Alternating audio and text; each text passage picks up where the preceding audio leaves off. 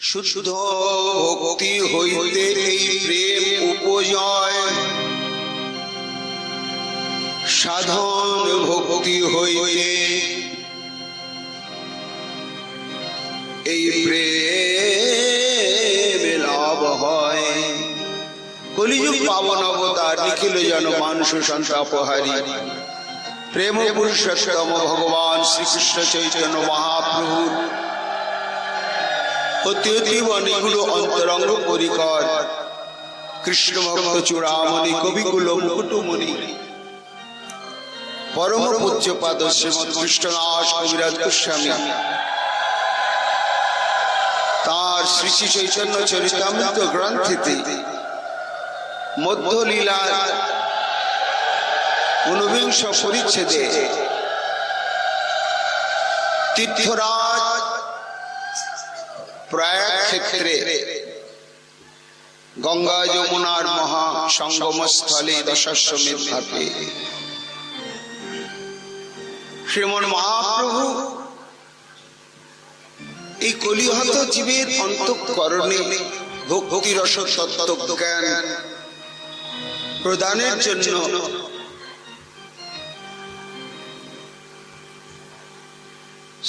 শ্রীমন রূপ গোস্বামী পাদের অন্তরে সেই তত্ত্ব প্রদান করছেন এবং শক্তি সঞ্চার করছেন। ভজন তো যা বুঝি সেই পথ অবলম্বন করে হবে না। মহাজন যেন গতস্য পন্থা পূর্বাপর করিয়া বিচার। তাই ভজনের ক্ষেত্রে গাতব্য বিষয় প্রচুর রয়েছে। ভক্তি কি কত প্রকার, ভক্তি কোন স্তরে পৌঁছালে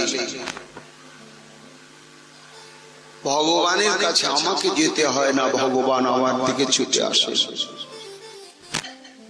এই সমস্ত জ্ঞান আমাদের বিশেষ প্রয়োজন,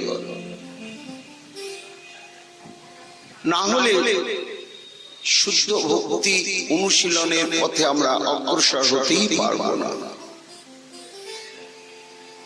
রূপ গোস্বামী পাদ বললেন, প্রভু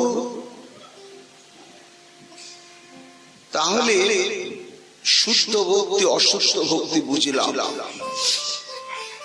গুণ মিশ্রা, জ্ঞান মিশ্রা, অন্নাভিলাষ মিশ্রা, কর্ম মিশ্রা, যোগ মিশ্রা, অন্য দেব নিষ্ঠা মিশ্রা ভক্তি হলে সেই ভক্তিতে যে জীবের একমাত্র পঞ্চম পুরুষার্থ বস্তু দুর্লভ কৃষ্ণ প্রেম, সেই প্রেম লাভ হবে না। এবং শুদ্ধ ভক্তির স্বরূপ জানলাম, তার লক্ষণও জানলাম, আরো জানলাম প্রভু যে সেই শুদ্ধ প্রেম ভক্তি যদি কোন ভাগ্যবান ভাগবতীর হৃদয়ে সমুদিত হয় তাহলে তার কি কি লক্ষণ প্রকাশ পায় সেটি আপনি কৃপা করে জানিয়ে দিলেন। এখন প্রশ্ন হচ্ছে যে আমরা তো মায়াবদ্ধ জীব এবং অনাদি বহির্মুখ,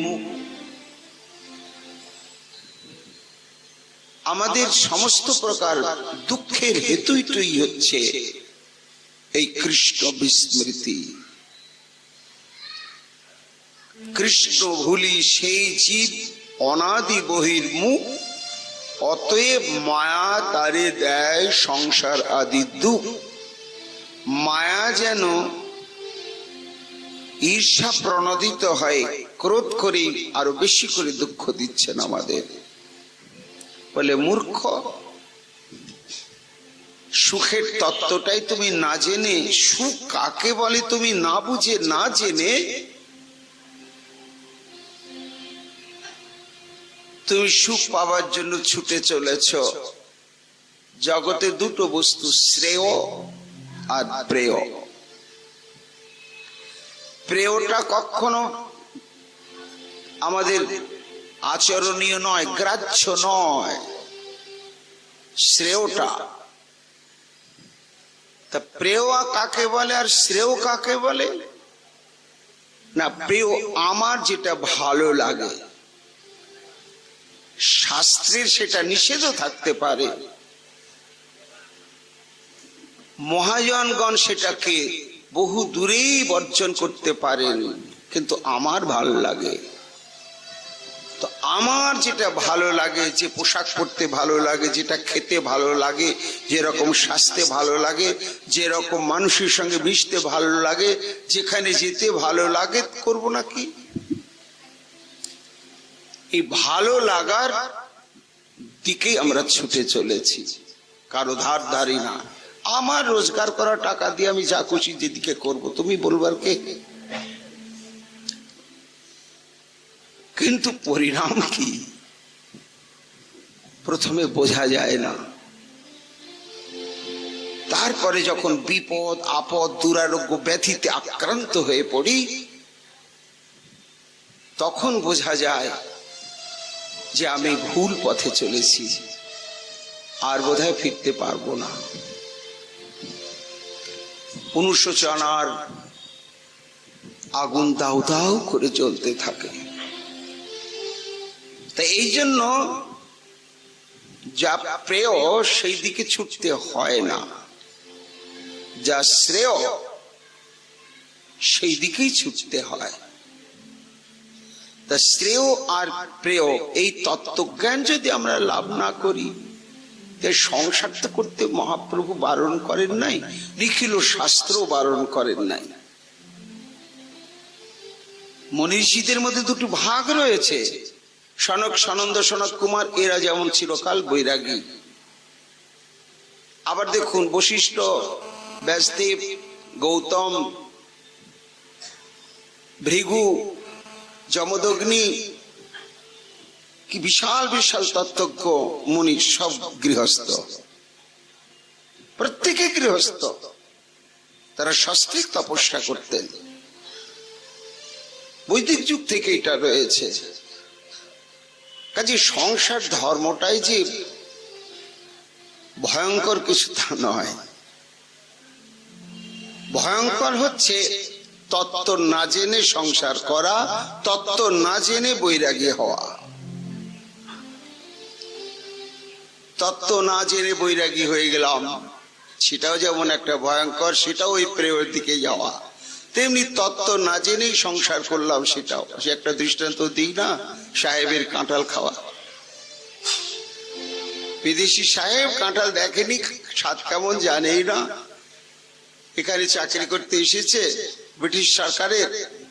একটা বাঙালি চাকর, জ্যৈষ্ঠ মাস, চাকরের খেয়াল হয়েছে সাহেবকে কাঁঠাল খাওয়াতে হবে। কাঁঠাল কিনে নিয়ে এসে ভেঙে রোয়াগুলো প্লেটে সাজিয়ে দিয়েছে। সাহেব তো খেয়ে মুখে চাট লেগে গিয়েছে, ভুলতেই পারে না। দৈবক্রমে চাকরের বাপ মরেছে, হিন্দু চাকর, ছুটি নিয়ে চলে গিয়েছে বাড়িতে, শ্রাদ্ধের পরে ফিরবে। সাহেব তো একা, কিন্তু কাঁঠাল খাবো কাঁঠাল খাবো কাঁঠাল খাবো। হাটে গিয়ে দেখেনি জিনিসটা কিরকম।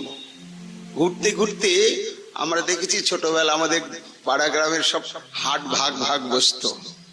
পাট হাটি, হাড়ি পাতিলের হাটি, অমুক হাটি তমুক হাটি। সেই দিকে গেলে সেগুলোই পাওয়া যায়। তো আম হাটিতে শুধু আমেরই বাজার, কাঁঠাল হাটিতে হাজার রকম কাঁঠাল। তো কাঁঠাল হাটিতে ঢুকে দেখছি হারি পাকা পাকা গদগদি কাঁঠালের গন্ধ। এই তো, এটাই তো। কিন্তু সেই রোয়া টোয়া তো নাই, কাটা কাটায় কি বিরাট একটা ভারী কুলির মাথায় দিয়ে কিনে নিয়ে চলে এসছি। ডাইনিং টেবিলের উপরে রেখেছি, রেখে টিপে দেখছে নরম নরম। খাবো কি করে, গন্ধটা তো লাগছে। তো ডাইনিং টেবিলটা চারিদিকে ঘুরতে ঘুরতে আর ধৈর্য মানছে না, কামড়াতে শুরু করেছে। গৌর হরি বল। এখন তো ছিল আঠা আর কাটা কাটা, সে ঠোঁট ঠোঁটে ছাল উঠে গেল, আঠায় বাটারফ্লাই গোপ, ফ্রেঞ্চ কাটদারি লটর পটর হয়ে গেল। তারপরে সেই আঠা ছাড়াতে গিয়ে হাতে লাগলো, মাথায় মুছেছে, আর একবার চুলেও লেগে গিয়েছে। শেষে কোট প্যান্ট যেদিকে মুছে, কাঁঠালের আটা তো ভয়ঙ্কর আটা, বেরোচ্ছে বাথরুমে গিয়ে একেবারে দামি দামি সাবান টাবান যত কিছু, হরি বল, আর গেল না। শেষে কোট প্যান্ট গুলোর ছেড়ে দিল বটে, কিন্তু এই দাড়ি গো মাথার আঠা কি করে যাবে? শেষে কিনা সেলুনে গিয়ে হরি বল। কিন্তু কামড়াতে কি একটু রোয়ার স্বাদ মুখে লেগেছে, খুব আক্ষে, ইস একটু মিষ্টি মিষ্টি লাগলো তো, কিন্তু কাঁটা ভেতরে যা আঠা, মনক্ষুণ্ণ হয়ে বসে আছে। দৈবক্রমে ওই দিনেরই ঘটনা, শ্রাদ্ধ সেরে চাকরও আসছে। তো বাবার শ্রাদ্ধ, হিন্দু চাকর মাথা নেড়ে তা আসছে, মুন্ডিত মস্তক, আর সাহেব তো মাথা নেড়ে করে আছে। এখন চাকর দেখছে কি হলো ব্যাপার, এ তো খ্রিস্টান, বাপ মা বলে তোর নেড়া মাথা হয় না, সাহেব কেন নেড়ে মাথা? আর সাহেব দেখছে আমার সার্ভেন্ট চাকরটা নেড়ে মাথা কেন? সিদ্ধান্ত খুঁজে পাচ্ছে না চাকর যে সাহেব নেড়ে মাথা হয়েছে কেন। সাহেব কিন্তু সিদ্ধান্তটা খুঁজে পেল, চাকরটা নেড়ে মাথা হয়েছে কেন। নিশ্চয় বেটা কাঁঠাল খেয়েছে, নিশ্চয়ই খেয়েছে। যারা কাঁঠাল খায় তাদের শেষমেশ এই নেড়ে মাথা হওয়া ছাড়া কোনো উপায় নেই। হরি বল। হ্যাঁ, ওই সিদ্ধান্ত নিয়ে আছে, জলদি আও, জলদি কামান হারিয়া। কাছে আসতে না আসতে জিজ্ঞাসা করছে চাকরকে, তোম কাঁঠাল খায়া? সাহেব বলছে, যাব বাবা। না স্যার, আমি বাবার শ্রাদ্ধ সেরে তো আসছি, কাঁঠাল তো খাইনি। নেই তুম ভি খায়া, হাম ভি খায়া। তুমিও খেয়েছো, আমিও খেয়েছি। তার মানে জগতে যারা কাঁঠাল খায় শেষমেশ এইরকম হওয়া ছাড়া উপায় থাকে না। বিজ্ঞ চাকর বুঝলো ঘটনাটা, ও এই তো ব্যাপার। ভেতরে ঢুকে দেখছে, হ্যাঁ বটে, ডাইনিং টেবিলের উপর সে কামড়ানো, আধ থেতলানো সে আধ ভাঙা কাঁঠালটা পড়ে রয়েছে। হো, সাহেব কাঁঠাল খেতে মন, কিন্তু তার বিধানটা জানো না। সঙ্গে সঙ্গে কিচেন রুম থেকে সর্ষের তেলের শিশিটা নিয়ে এসে হাতে মাখিয়ে দিয়েছে। কামড়িয়েছে কেন? আগে কি কামড়ায় নাকি? উপরে কাঁটা আছে না, আঠা আছে না, ভেতরে জাট আছে না, ওগুলো খায় না। ছি ছি ছি, রোয়ার ভেতরে বীজগুলো ছিল সেগুলো কামড়িয়েছ? ওটাও খায় না, ওটা বীজ, ভয়ঙ্কর, পেটের অসুখ করবে। বেছে বেছে বেছে বেছে ওকেই শিখাচ্ছে, ওকে দিয়ে ভাঙাচ্ছে। আঠার লাগছে না। সাহেব আশ্চর্য, বাহ, আঠা তো লাগছে না। সব রোয়াগুলো বের করে করে প্লেটে সাজিয়েছে, সাজিয়ে বলছে, এইবার খাও দেখে নি। ওহ, ভেরি সুইট, ভেরি সুইট, খুব আনন্দ। ঘটনাও সত্য, কিন্তু মনে হচ্ছে যেন একটা হাসি কৌতুকের ঘটনা। কিন্তু চিন্তা করুন, এর মধ্যে কত গভীর গভীরতম দার্শনিক সিদ্ধান্ত নিহিত রয়েছে। ওই কাঁঠালটাই হচ্ছে সংসার, স্বামী স্ত্রী পুত্র পরিজন। কাঁটা আছে, আঠা আছে, কঠিন আঠা, ছাড়া যায় না, একেবারে ছাড়া যায় না। বিশ্বাসই করা যায় না যে আমি কারো নয় আর কেউ আমার নয়। কারো প্রতি আমার কর্তব্য নেই, আমার প্রতি কারো কর্তব্য নেই। কারো প্রতি আমার কর্তব্য সাধন করলেও প্রাপ্যত্রায় হয় না, না করলেও হয় না, পারি না। কেন? ভয়ঙ্কর আঠা। আমি আছি বলেই তো হচ্ছে। ইস, বৃদ্ধ পিতা মাতা, ওই নাবালক সন্তান, এদেরকে ছেড়ে, এদেরকে গতি না করে, এদের মধ্যে ভগবান রয়েছে, কোথায় যাব, কিসের ভজন করব? আসতে দেয় না। তাহলে যে সংসারই থেকে করতে হয়, তাহলে কি করতে হবে? বলে তেলটা মাখতে হবে, ভালো করে তেল মাখো। সেই তেল মাখাটা কি? তত্ত্বজ্ঞানের তেল। সংসারে থাকো, সংসারী হইও না। সেটাই হচ্ছে অনাসক্তি বললেন মহাপ্রভু রঘুনাথ দাস গোস্বামীকে। মর্কট বৈরাগ্য না করহ লোক দেখাইয়া, যথাযোগ্য বিষয় ভুঞ্জ অনাসক্ত হইয়া। হরি বল। যথাযোগ্য তুমি বিষয় ভুঞ্জ, কিন্তু অনাসক্ত হইয়া, আসক্তি শূন্য হয়ে, ওটাই তেল মাখা। আবার এই সংসারের মধ্যে আছে কাঁটা। কি কাঁটা জানেন তো? বিশ্বনাথ চক্রবর্তীপাদ বলেছেন, একা ছিলাম, একটা কাঁটা দেহের প্রতি মমত্ব বোধ। এই দেহটাই যদি একটু লটর পটর হলো, কাঁটা বিচ্ছে মনের মধ্যে কষ্ট। বিয়ে করলাম, স্ত্রীর কাছে স্বামীটা আর একটা সমদেশে জুটলো, আর একটা কাঁটা। স্বামীর কাছে স্ত্রী, স্ত্রীর কাছে স্বামী, আর একটা কাঁটা। সন্তান সন্ততি হলো, আরো একটা কাঁটা। যত যত স্নেহের সম্বন্ধ বোধ, চক্রবর্তীপাদ বলছেন, ততই কাঁটা খচ খচ করে পিচ্ছে। কণ্টকি ফল বলা হয় কাঁঠালকে। সংসারটা হচ্ছে সেই কাঁঠাল, কিন্তু এর মধ্যে আবার মিষ্টি রোয়াও আছে। বীজ, বীজটা কি? গৌর হরি বল না। কৃষ্ণ সম্বন্ধযুক্ত যত কর্ম, সমস্ত কর্মই হচ্ছে কর্মফল এবং বীজ। এই একটা অদ্ভুত ব্যাপার জগতে। বলুন তো, সব থেকে কোন ফল সব থেকে বড় এবং তার বিনা চাষেই তৈরি হয়, আর গোলাতে না আনলেও ও ফলটা নিজেই গোলায় চলে আসে? তারই নাম হচ্ছে কর্মফল। এত বড় ফল চাষ করতে হয় না, এমনি হচ্ছে, এমনি হচ্ছে, এর শেষ নাই। তাহলে কর্ম করব না বলে ওই একই কর্ম, একই রকম যখন কৃষ্ণ সম্বন্ধী হয়ে গেল, বীজ শূন্য হয়ে গেল, আর কোন ফল সৃষ্টি করবে না। যখন আমার পরিশ্রম, আমার অর্থ উপার্জনের মূল উদ্দেশ্যই হচ্ছে গোবিন্দ সেবা, আর গোবিন্দের যারা আপন জন তাদের সেবা। সেখানে যদি আমি মিথ্যে কথাও বলি, মন্নিমিত্তং কৃতং পাপং ধর্মায় কল্পতে, কত ছাড়। ওই মিথ্যে কথা যে একটা কর্ম হয়ে গেল, তার যে পাপ বলে আমার জন্য করলে সেটা সৃষ্টি হবে না, সব শেষ। তাই সংসারের মধ্যে মিষ্টি রোয়াটা কি না? মিষ্টি রোয়াটাই হচ্ছে, আমরা পাবো আজকের আলোচনার মধ্যে সেগুলো। মিষ্টি রোয়াটাই হচ্ছে কৃষ্ণ সেবা, কৃষ্ণ ভজন। সেখানে আছে রস, সেখানে আছে অমৃত, সেখানে আছে দেবীর আস্বাদন। কিন্তু তার মধ্যে বীজ আছে, জাট আছে, কাঁটা আছে, আঠা আছে। এই তত্ত্বটা জানতে হবে সাধু সঙ্গ করে, গুরু সেবা করে, হরিনাম সাধন করে। নিতাই গৌর হরি বল। তা সাহেব যখন জানলো যে এইটা খায়, এটা খায় না, এইভাবে তেল মাখতে হয়, তখন সে তার মিষ্টি রোয়ার আস্বাদনটা পেল। মহাপ্রভু বলছেন, তেমনি শুধু ভজন ভজন বললে তা হবে না। তুমি সংসারেই থাকো আর সংসারের বাইরে থাকো, ভজন ছাড়া কোনো উপায় নেই।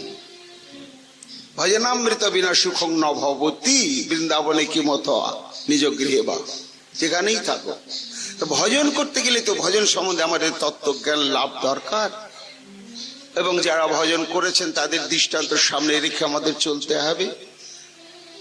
এই সমস্ত বিচার করেই মহাপ্রভু রূপ গোস্বামীপাদকে শুদ্ধ ভক্তির লক্ষণ এবং শুদ্ধ ভক্তি উদয় হলে সেই ভক্তের কি লক্ষণ সেটিও গতকাল বলেছেন, যে তারা গৌর গোবিন্দের সেবা ছাড়া ভক্তি মুক্তি কোনো কিছুই দিলেও, যেচে সেচে দিলেও তারা দূরে ছুঁড়ে ফেলে দেয়, কখনো গ্রহণ করে না। এটি হচ্ছে তাদের একটা লক্ষণ। আর একটা লক্ষণ বললেন, সেটি হচ্ছে যে ওই প্রেম যখন শুদ্ধ ভক্তি থেকে প্রেম জাত হবে, আর প্রেম যখন জাত হবে তখন এবং ব্রত সপ্রিয় নাম কীর্তা জাতানুরাগ দ্রুত চিত্তই হসত্যত রদিতি রৌতি উন্মাদবৎ নিত্যতি লোকবাচ্য, এগুলো প্রকাশ পাবে। রূপ গোস্বামীর প্রশ্ন, প্রভু বুঝলাম তো, কিন্তু এই যে মায়াপরিহিত চিত্ত জীব আমরা, শ্রেয় পেয়র দোলাচলে ডুবে আছি, কিছুই জানি না, প্রেয়র দিকে ছুটে চলেছি, শ্রেয় কি জানি না। এইরকম অনাদি বহির্মুখ জীব আমরা দুঃখের সমুদ্রে কবে ডুবলাম? যেদিন গোবিন্দকে ভুলে গেলাম। ভুললাম কেন? বলে ওই যে মায়ার সংস্পর্শে যখন এসে গেলাম, বিক্ষেপ আবরণাত্মাকে মায়ার সঙ্গ প্রভাবেই ভুলে গেলাম। একটা দৃষ্টান্ত দিই না, যে বিস্তৃতিটা এলো কি করে সঙ্গ প্রভাবে? মায়া একটা আসন্ন প্রসবা বাঘিনী, সে প্রসব করবে, প্রসব বেদনা উঠেছে, পিপাসার্ত হয়ে জল পান করতে একটা গভীর খাতে নামতে গিয়ে পড়ে গেল, বাচ্চাটাও ভূমিষ্ঠ হলো, বাঘিনীটা মারা গেল, বাচ্চাটার মা নেই। দৈবক্রমে ওই দিকেই জল খেতে নেমেছিল এক পাল হরিণ, সে হরিণীর পালের মধ্যে একটা হরিণী তার বাচ্চা হয়েই মারা গেছে, তার বাচ্চা হয়েই মারা গিয়েছে। সেই হরিণীটা ওই প্রসব হয়েই বাঘিনী মারা গেছে, সদ্য ভূমিষ্ঠ হওয়া সেই ব্যাঘ্র শাবকটি চোখ ফোটেনি, কুই কুই কুই কুই করছে। হরিণীটির স্নেহ মমতা ওইখানে এসে দাঁড়িয়ে পড়ল, বসে পড়ল, চোখ ফোটেনি। বাচ্চাটা ভাবছে আমার মা, খুঁজছে। তো জন্মজনী কতগুলো সংস্কার আমাদের আছে, যেগুলো জন্মসূত্রেই আমরা শিখে এসেছি, কেউ শিখায় না। সেটি হচ্ছে যখনই বুঝেছি এটা নিশ্চয় আমার মা, তখন খুঁজছে স্তনবৃদ্ধ, বাঁচতে হবে তো। তো খুঁজে খুঁজে হরিণীর স্তনবৃন্তে মুখ ঠেকতেই স্তনদুগ্ধ পান করতে শুরু করলো। হরিণীটাও তাকে দুধ দিতে শুরু করলো। কেন?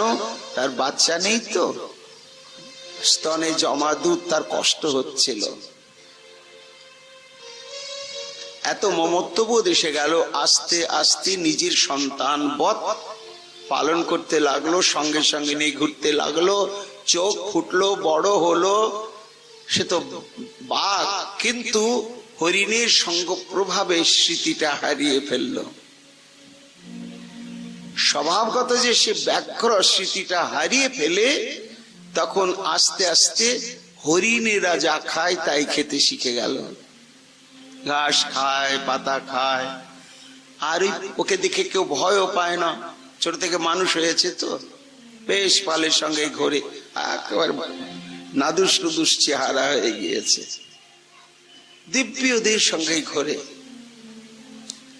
জানি না যে আমি বাঘ, সে জানে আমি হরিণ। কৃষ্ণ হলি সেই জীব অনাদি বহির্মুখ। দেখো কিভাবে বহির্মুখতা চলে আসছে। এইবার হলো কি, দৈবক্রমে অন্য বন থেকে একটা বাঘ আহার ধরার জন্য খুঁজতে খুঁজতে দেখছে হরিণের পাল,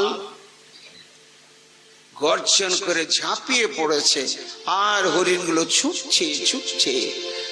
তো ছুটছে, সেই পালের মধ্যে সেই বাঘটাও আছে, সেও ছুটছে, ত্রাহি ত্রাহি করে ছুটছে একেবারে হরিণদের মধ্যে।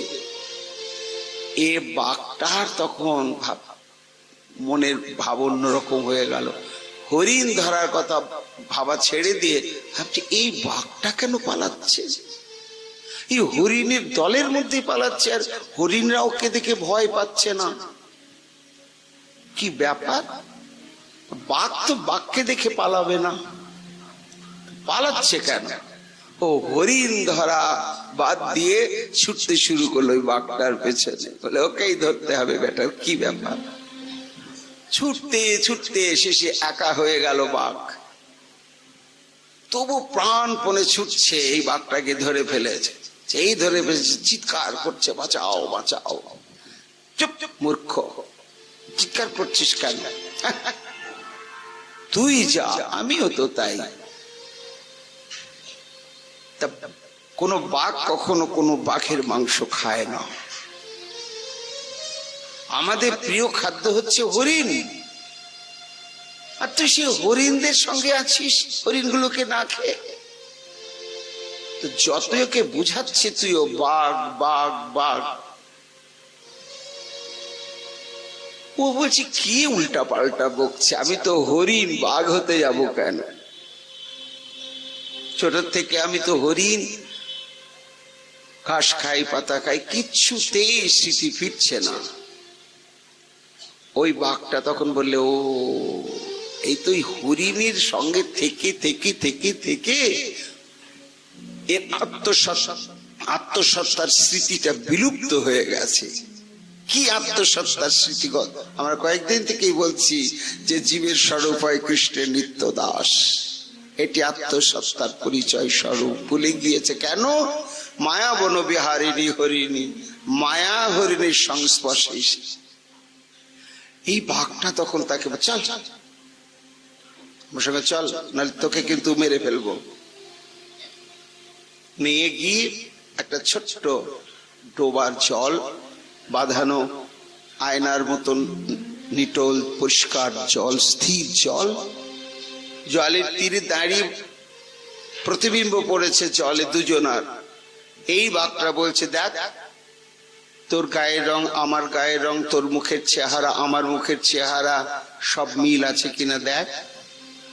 মিলাচ্ছে, হ্যাঁ তাই তো বটে, আমার তো শিং নেই, ওরও তো শিং নেই, আমার তো থ্যাবড়া মুখ, ওরও তো তাই, খোঁচা খোঁচা দাড়ি, ওরও তো তাই, আমারও তো তাই, আমার তো ডোরা ডোরা সব কালো কালো দাগ, ঠিকই তো ঠিকই তো।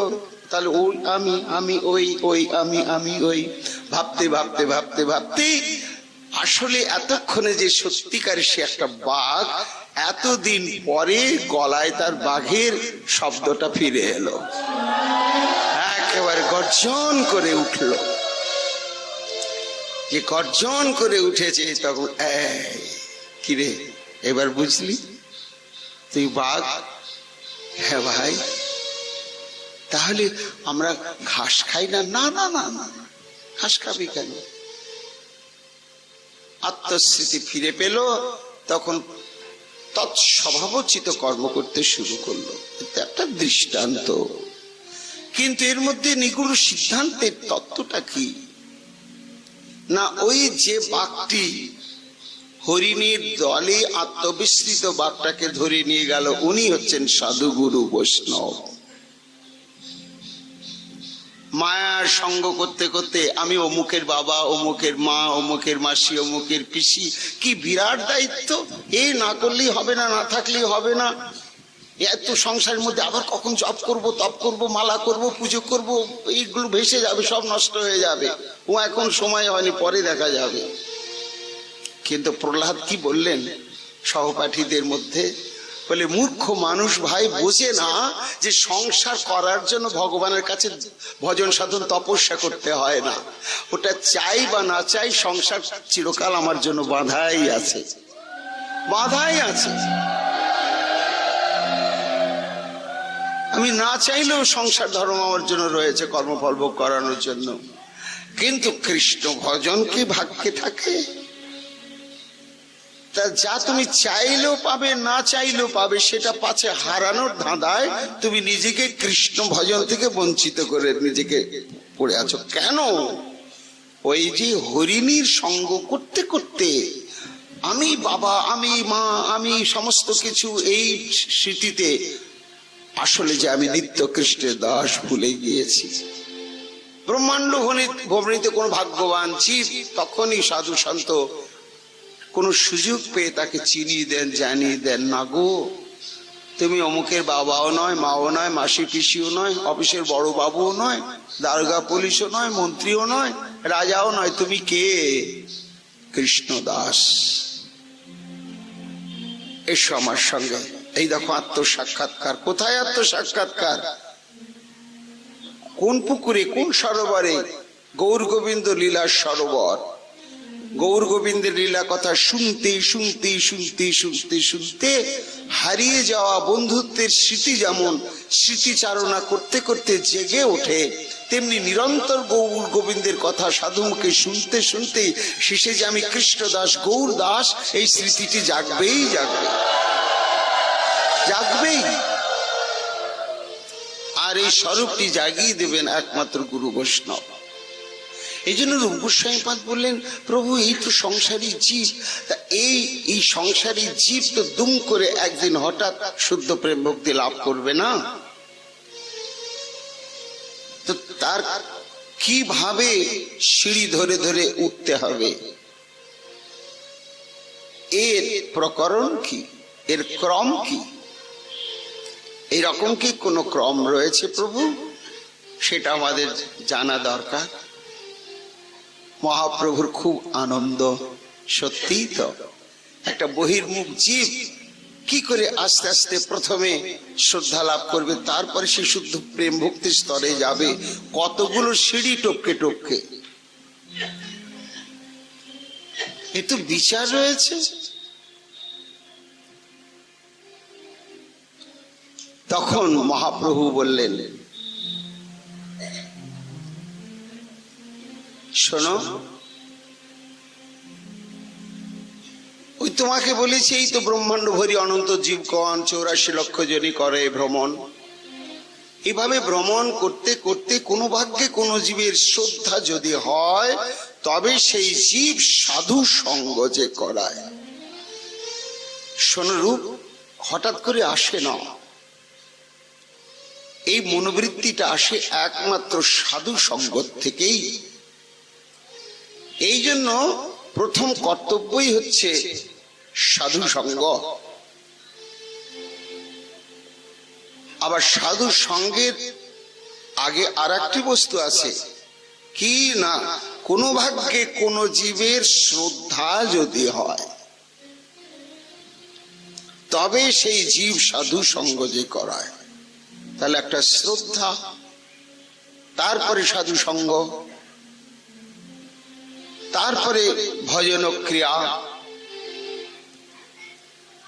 আদৌ শ্রদ্ধা তত সাধু সঙ্গ অথ ভজন ক্রিয়া, তত অনর্থ নিবৃত্তি তত নিষ্ঠা রুচিস্তত অথা শক্তিস্তত ভাবস্তত প্রেমাভূতঞ্চতি সাধকানাময়ং প্রেমনা প্রাদুর্ভাবে ভবেৎ ক্রম।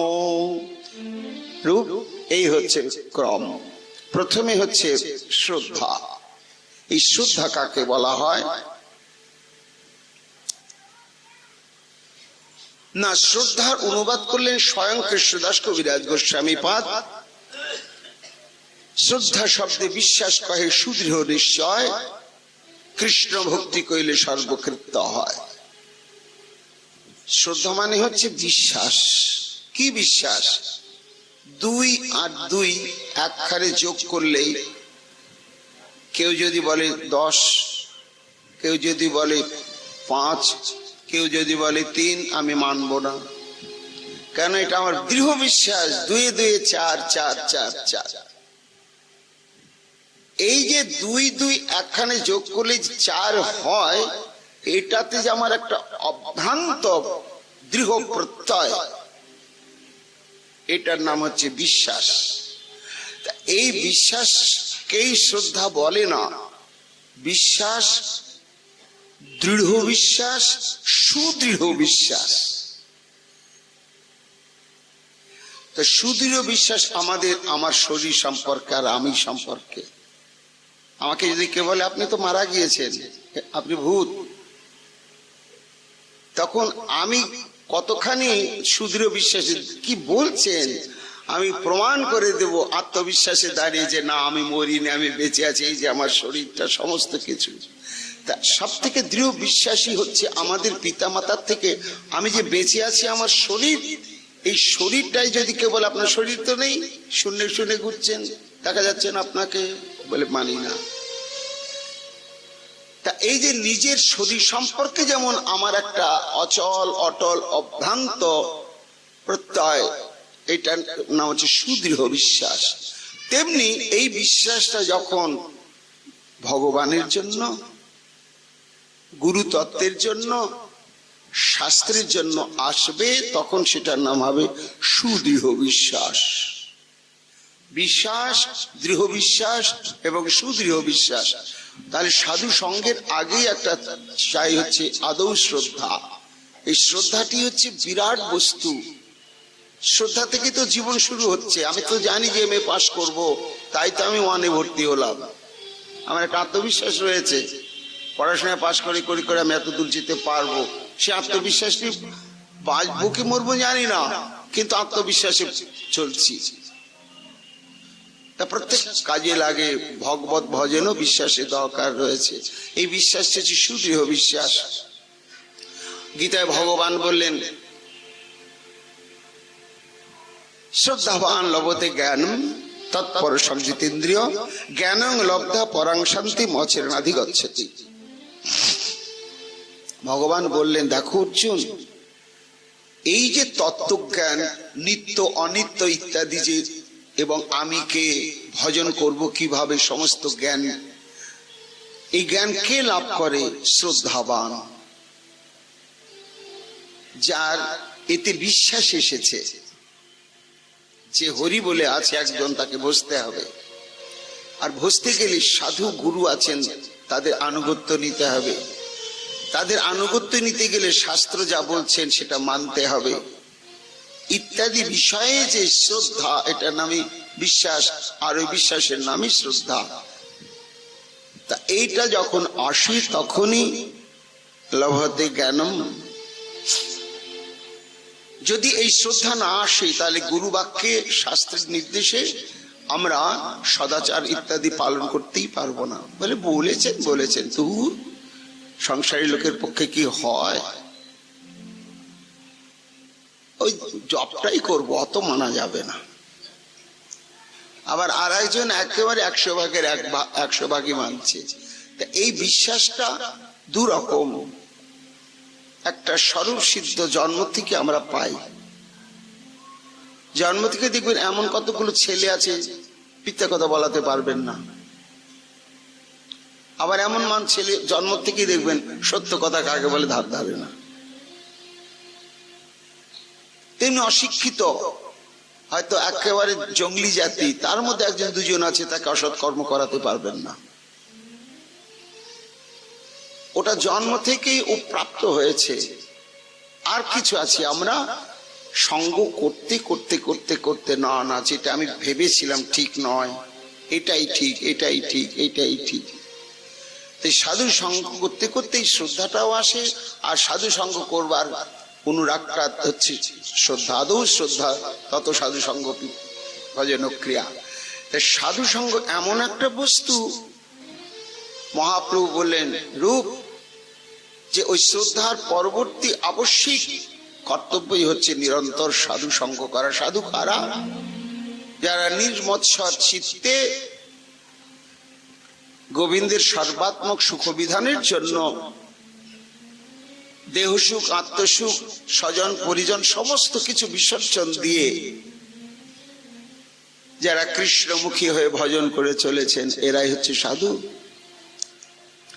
সেই সাধুদের সঙ্গ করতে হবে, তাদের একটু গায়ে বাতাস লাগাতে হবে। অজ্ঞস্যা শ্রদ্ধা ধানস্য সংশয়াত্মা বিনশ্যতি নয়ং লোকে অস্তি ন পরং ন সুখং সংশয়াত্মন। ভগবান বললেন, অশ্রদ্ধ ব্যক্তির ইহকাল পরকাল নেই। প্রত্যেকটি ক্ষেত্রেই যার অশ্রদ্ধা, সে এই জীবনে সুখী হতে পারে না, পরজীবনে সুখী হতে পারে না। এই জন্য আদৌ শ্রদ্ধা, সে দৃষ্টান্ত দিই না, এটা নিজের মনের ব্যাপার। এটা যুক্তি দিয়ে বিচার করা যাবে না, মনের ব্যাপার যে ভগবান আছেন। একটা দৃষ্টান্ত, সত্য ঘটনা, হর্ষবাশ্রমের স্বামীজির মুখে শুনেছিলাম। দর্শন শাস্ত্র নিয়ে পড়ছিলেন কলকাতা বিশ্ববিদ্যালয়ের দুই বন্ধু, তারা খুব মেধাবী ছাত্র। তো দর্শন যখন ভারতীয় দর্শন নিয়ে পড়াশোনা করতে করতে সমস্ত জানলে যে জগৎটা সম্পূর্ণই মিথ্যা, একমাত্র শ্রী ভগবানই সত্য বস্তু। আর যতক্ষণ জীব সে ভগবানের কাছে না পৌঁছাতে পারবে ততক্ষণ পর্যন্ত পরাশান্তি, পরাগতি, পরা আনন্দ লাভ করতে পারবে না। তা যে আনন্দের পেছনে ছুটবার জন্য বিয়ে থা সংসার যত কিছু করছি, কেউ স্বর্গে যাবার তপস্যা করছি, সেই সমস্ত আনন্দের অখণ্ড প্রাপ্তি হচ্ছে একমাত্র ভগবত প্রাপ্তিতে।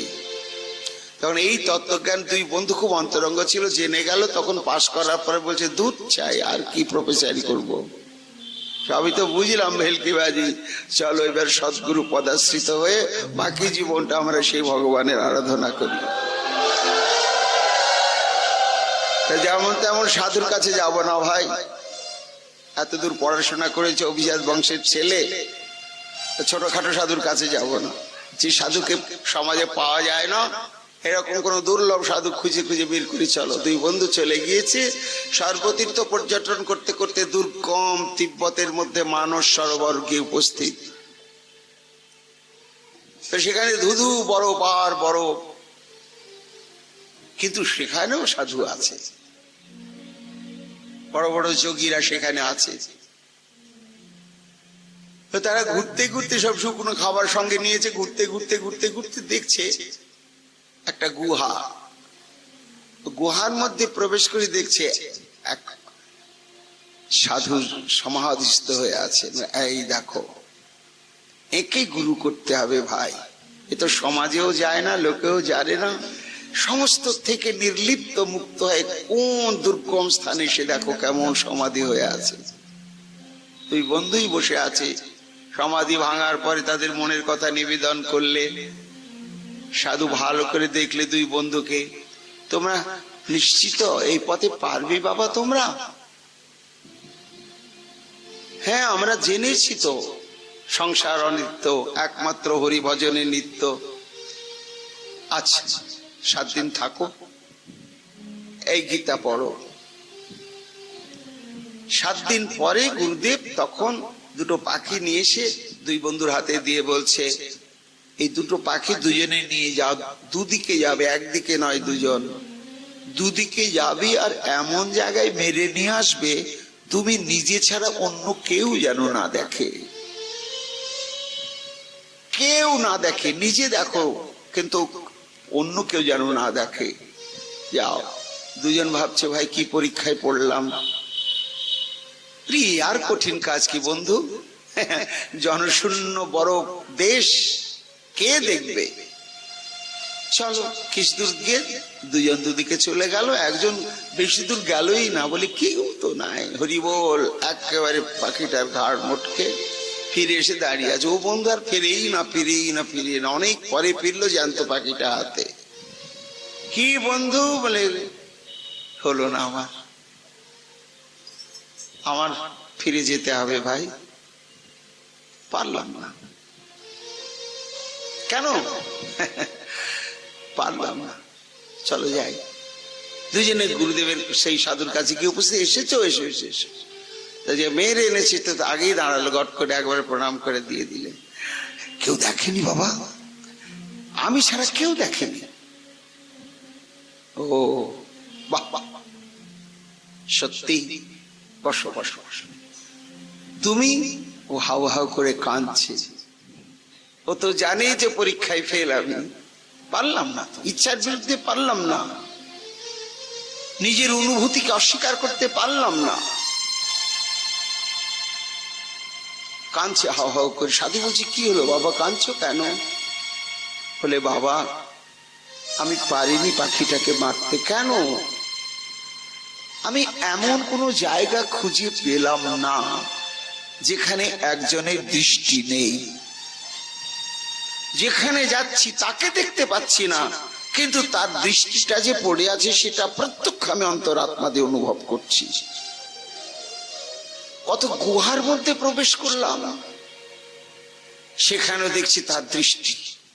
ওহো, তাকে তো দেখতে পেলাম না, কিন্তু তার দৃষ্টিটা আমি মর্মে মর্মে অনুভব করলাম। তো সর্বত্রই যার দৃষ্টি নিপতিত, এমন তো কোনো জায়গায় খুঁজে পেলাম না সাধু বাবা যে যেখানে আমার দৃষ্টি ছাড়া আর কারো দৃষ্টি নেই, এমন জায়গায় পেলাম না, এই জন্য ওটা আমার হত্যা করা হলো না। হাও হাও করে কাঁদতে শুরু করলে। সাধু বাবা তখন বললে, কেঁদো না, আগামী কালই শুভ অক্ষয় তৃতীয়া তিথি তোমার দীক্ষা হবে, আর তুমি যাও দেশে ফিরে, গিয়ে সৎ কর্ম করো, সাধু সঙ্গ করো, সময় হয়নি তোমার এখনো। তত্ত্বটা কি? ভজনের মূল কথাই হচ্ছে ঈশ্বরের অস্তিত্ব সম্বন্ধে বিশ্বাস। গোবিন্দ আছেন, এই বিশ্বাসটা অন্তরাত্মাতে যদি সুদৃঢ় না হয় তাহলে সে ভজন করবে কি? তা তো ভজনই হবে না। তা ওই দৃষ্টিটা কার? না সর্বশক্তিমান সর্বচক্ষুশ্রী ভগবান, তার দৃষ্টি তো সর্বত্রই রয়েছে। আমি ঘুমিয়ে থাকি, সে তো সজাগ দৃষ্টিতে তাকিয়ে আছে, প্রত্যেকের দিকে তাকিয়ে আছে। কেমন তাকিয়ে আছে? ওই যে বললেন ব্রহ্মাকে, ধ্যান ও দর্শন স্পর্শই মীন কুর্ম বিহঙ্গমা পুষ্ণাতি সান্ন পত্তানি তথা অহমপি পঙ্কজ। ব্রহ্মা, কোন জীব আমার কৃপা দৃষ্টি থেকে বঞ্চিত নয়। আমি তিন ভাবে, তিন প্রকার জীবের প্রতি এইভাবে কৃপা দৃষ্টি দিয়ে রয়েছি। কি রকম? না মীন, কুর্ম আর বিহঙ্গ। যারা সাধু সঙ্গ এবং পূর্ব জন্মার্জিত সৎকর্মের সংস্কার অনুসারে আমার অস্তিত্ব সম্বন্ধে নিশ্চিত হয়ে আমার আত্মসমর্পিত হয়ে যারা প্রাণ ঢেলে ভজন করে চলেছে, তাদের কাছে আমি বিহঙ্গমা, পাখি। পাখি ডিম পাড়ে, বাচ্চাটা তুলতুলে নরম, চোখও ফোটেনি, ঠোঁট দুটো নরম, উঠতেও পারে না। পাখি আগলে রাখে মা পাখি, আর নরম নরম খাবার নিয়ে সে পাখিটা ঠোঁটের মধ্যে, বাচ্চাটা ঠোঁটের মধ্যে দিয়ে দেয়। বাচ্চাটাকে কষ্ট করে তুলে খেতেও হয় না। ব্রহ্মা যারা আমাতে আত্মসমর্পণ করে আমার মুখাপেক্ষী হয়ে পড়ে সর্বস্ব ত্যাগ করে আছে, আমি কষ্ট করে তাদের মুখে তুলেও দিই, খেতে দিই না, আমি খাইয়ে দিই। আমি তাদের ছাড়া গতি না, আমি দৃষ্টি দিয়ে আছি তাদের প্রতি। আর যারা আমাকে বিশ্বাস করে, ভজে না, এরকম তো আমরা আছি অনেক। ভগবান আছেন মানি, বুঝি না, বুঝতে হবে, কিন্তু বুঝি না, কি দরকার দেখবো পরে। এইরকম জীবের ক্ষেত্রে আমি কেমন জানো? মীনবৎ, মাছের মতো। বদ্ধ জলাশয় একরকম মাছ হয়, শোল, শাল, গজার, এ সমস্ত মাছ। তো তাদের যে ডিম ফুটে বাচ্চাগুলো হয় না, লক্ষ লক্ষ বাচ্চা, একবারে চকচকে সোনালি রঙের। তো বাচ্চাগুলো বেরিয়ে গুচ্ছ গুচ্ছ থাকে, এবার একটু বড় হলেই সাঁতার দিয়ে দিয়ে এই উপরে একটু উঠছে, আবার ঘুরছে, স্বাধীন তারা ঘোরে। ব্রহ্মা, আমি ওই দেখবে ওই রকম অজস্র, যেখানে ওই মৎস্যের শাবকগুলো অনেকক্ষণ তাকিয়ে থাকলে, দাঁড়িয়ে থাকলে দেখা যাবে আশেপাশে মা মাছটা একটুখানি এমনি করে মাথা তুলে আবার জলের তলে তলিয়ে যাচ্ছে। তত্ত্বটা কি? বলে ওই যে কচি কচি ছোট্ট ছোট্ট পোনাগুলো, ওরা তো আত্মরক্ষা করতে শিখেনি এখনো, এবং মা আছে কি না আছে জ্ঞান ওদের নেই। কিন্তু আমার তো কর্তব্য রয়েছে ওদের রক্ষা করার জন্য। তাই মা মাছটা সর্বক্ষণ তাদের পেছনে পেছনে দৃষ্টি দিয়ে চলছে। যদি অন্য কোনো মাছ আক্রমণ করতে আসে, সঙ্গে সঙ্গে সে প্রতিরোধ করে। ওই মাছগুলো জানে না যে মা আমাদের পেছনে আমাকে রক্ষা করবার জন্য ছুটছে। ব্রহ্মা, যারা আমাকে বিশ্বাস করে, ভজে না, তাদের ক্ষেত্রে ওই মা মাছের মতো তারা জানতে পারছে না, আমি কিন্তু তাদের পেছনে পেছনে এই দৃষ্টি দিয়ে আছি। কেউ আমার কাছ থেকে বঞ্চিত না। আর যারা ভজেই না, আমাকে মানেই না, বিশ্বাসই করে না। ভগবান ভগবান কিচ্ছু নাই গো। একটা সমাজে শৃঙ্খলা আনবার জন্য,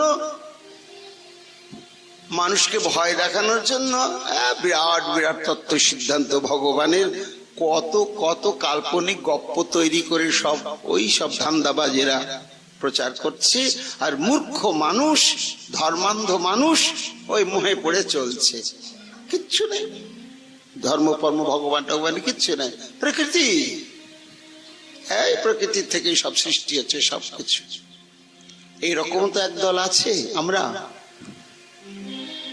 ব্রহ্মা বলছে দেখো, ভগবান বলছেন ব্রহ্মাকে, দেখো ভজুক না ভজুক, মানুক না মানুক, বিশ্বাস করুক না করুক, আমি তো জানি ওরা আমার।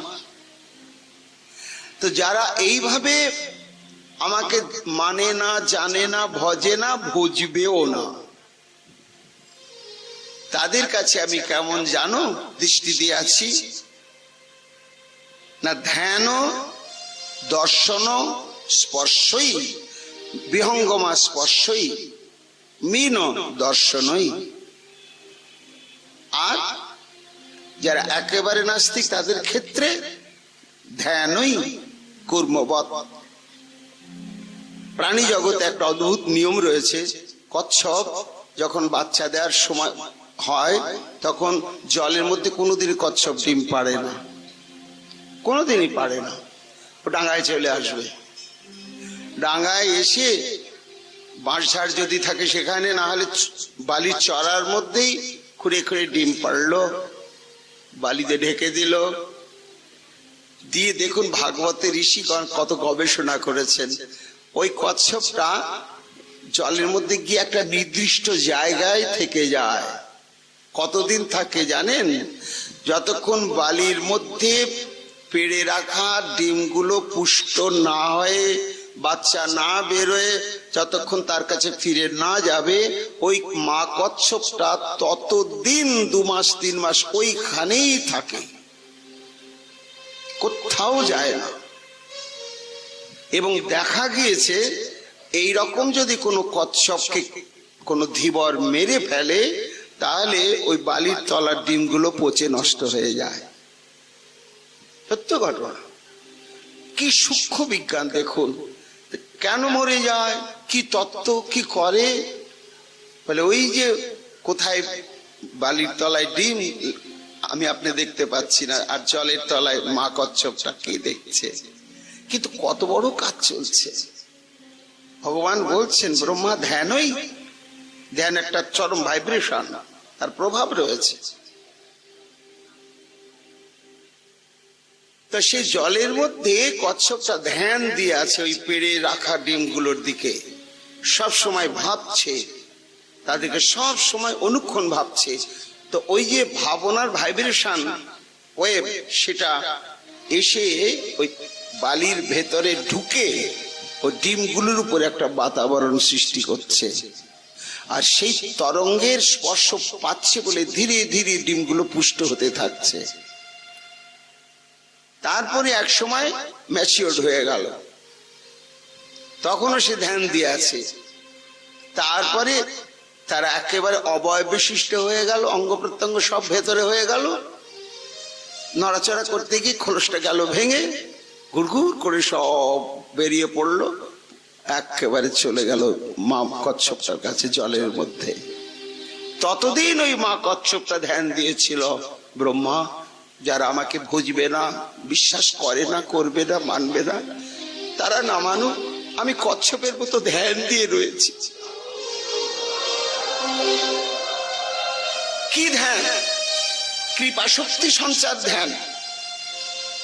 তুমি তো বুঝবে না, আমি তোমাকে ভজিয়ে যাচ্ছি, আমি তোমাকেই ভজিয়ে যাচ্ছি।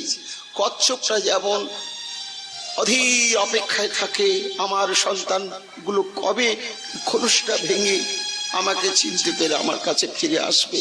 আহার নিদ্রা ভয় মৈথুন খোলসের মধ্যে আবৃত আমাকে ভুলে থাকা জীব সাধু সঙ্গ প্রভাবে কবে বলবে গোবিন্দ আমি তোমার, তুমি আমার, আর কেউ নয় বলে আমার কাছে ফিরে আসবে। এই জন্য প্রত্যেকটা জীবের প্রতি আমি ধ্যান দৃষ্টি দিয়ে যাচ্ছে। তা কারো কাছ থেকেই তো কেউ তো তার কাছ থেকে বঞ্চিত না। তা এই তত্ত্বটি কারো আসে কারো আসে না। তো তাই ওইখানে সে মারতে পারেনি, কেননা ভগবানের অস্তিত্ব না দেখলেও সেই সম্যক উপলব্ধি করতে পারছিল। আর নামই শ্রদ্ধা। তা সেই শ্রদ্ধার থেকে আসে সাধু সঙ্গ। শ্রদ্ধা যদি কারো আসে তখন সে সাধু সঙ্গ। সাধু সঙ্গ জন্মমূল, কৃষ্ণ ভক্তি জন্মমূল হয় সাধু সঙ্গ। কৃষ্ণ প্রেম জন্মিতে হোক পুনঃ মুখ্য এক অঙ্গ। বলছেন শ্রী সম্প্রদায়ের একজন আচার্য, একস্মিন কেদারে জলপূর্ণে স্থিতে সমীপ কেদার যথা আর্দ্র ভবতি তথা এতৎ রহিতাম অপি এতেষাং সম্বন্ধেন ম্লানি নিবৃত্তি জায়তে। এই সাধু সঙ্গের ক্রিয়াটা কেমন দেখুন। চাইতে হবে না, দিতে হবে না, গা টিপতে হবে না, পা টিপতে হবে না, কিচ্ছু না। সাধুরা যেখানে থাকে একটু যান চলে আসেন, যান চলে আসেন, কিচ্ছুই করবেন না। তাতে আমার কিছু লাভ হবে? হবেই হবে। দৃষ্টান্ত দিলেন কি না, একস্মিন কেদারে জলপূর্ণে স্থিতে সমীপবর্তী কেদার যথা আর্দ্র ভবতি। একটা জমিতে ধান লাগাবে, আল বেঁধে জল দিয়েছে। পাশের জমিওয়ালা ধান লাগাবে না, আলু বাঁধেনি, জলও দেয়নি, কিন্তু সেই জমিটা কাদা কাদা হয় কিনা? হবেই তো। এই জমিওয়ালা রাগারাগি করে, মশাই আমার জমিটাকে কাদা কাদা করে দিলেন, আমি জল দিলাম না, তাহলে আপনি আপনার জমিতে জল দিতে দিতে আমার জমিটাও জল দিয়ে ফেলে কাদা করে দিলেন। সে কি বলবে? আপনার তো ভালো কথা বোধ নেই। আরে জমিটা তো একই ভাই, মাঝখানে আমি আলটা দিয়েছি, কাজে আমার জমিতে জল দিল যেহেতু সংলগ্ন, তো ওটা রসে গিয়ে কাদা কাদা হয়ে গিয়েছে, জল না দিলেই। বলছেন শ্রী সম্প্রদায়ের আচার্য, তদ্ভৎ যেমন সংলগ্ন হয়ে থাকার জন্য শুষ্ক জমিটাও রসে গেল, তা এই শুষ্ক জমির মতন ত্রিতাপ তাপিত জীবের চিত্তবৃত্তি কত শুষ্ক বলুন। 60-70 বছর মালা জপ করতে করতে মালা এতটুকুন ছোট ছোট হয়ে গেছে, একদিনও চোখ দিয়ে জল বেরোয়নি। কত শুকনো বুকটা, কত শুকনো, বোঝা যায়? আচ্ছা এক্ষুনি কেউ মরু, হাউ হাউ করে কান্দো, তখন কত গয়া গঙ্গা বইতে শুরু করবে। তা প্রত্যেকটা আমরা সংসারী জীব, আমাদের হৃদয়টা ওই রকম মরুভূমির মতো শুকিয়ে গেছে। আর সাধু হৃদয়টা হচ্ছে ভক্তি রসে টুসটুসি। তারা দেখবেন নাম করছে, চোখের জলে ভাসছে। তাহলে কি কর্তব্য? বলে ওই যে জলপূর্ণ জমিটা সংলগ্ন হয়ে যদি থাকা যায়, তাহলে মালিক ওটাতে জল না ঢাললেও যেমন রসে গিয়ে কাদা কাদা হয়ে যায়, তেমনি সাধু কাছে কি একটু বসে থাকতে থাকতে নিজেই জানবো না কবে আমার শুকনো হৃদয়টা কৃষ্ণ ভক্তি রসে কাদা কাদা হয়ে গিয়েছে, কবে হয়ে গিয়েছে বোঝা যাবে না। তো সাধু সঙ্গ হচ্ছে এমন একটি বস্তু, বিরাট তত্ত্ব। আমাদের এটাই প্রথম সংকল্প হওয়া উচিত, ভজন সাধন থাক, একটা জীবন সাধু সঙ্গ করি কাটুক, তাতে কিছু যায় আসে না। সাধু সঙ্গ করতে করতে সমস্ত কিছু প্রাপ্তি হবে। কি প্রাপ্তি হবে? মহাপ্রভু সেগুলো বলছেন। যখনই মানুষের মুক্তির সম্ভাবনা আসে, তখনই তার জীবনে সাধু সঙ্গ ঘটে।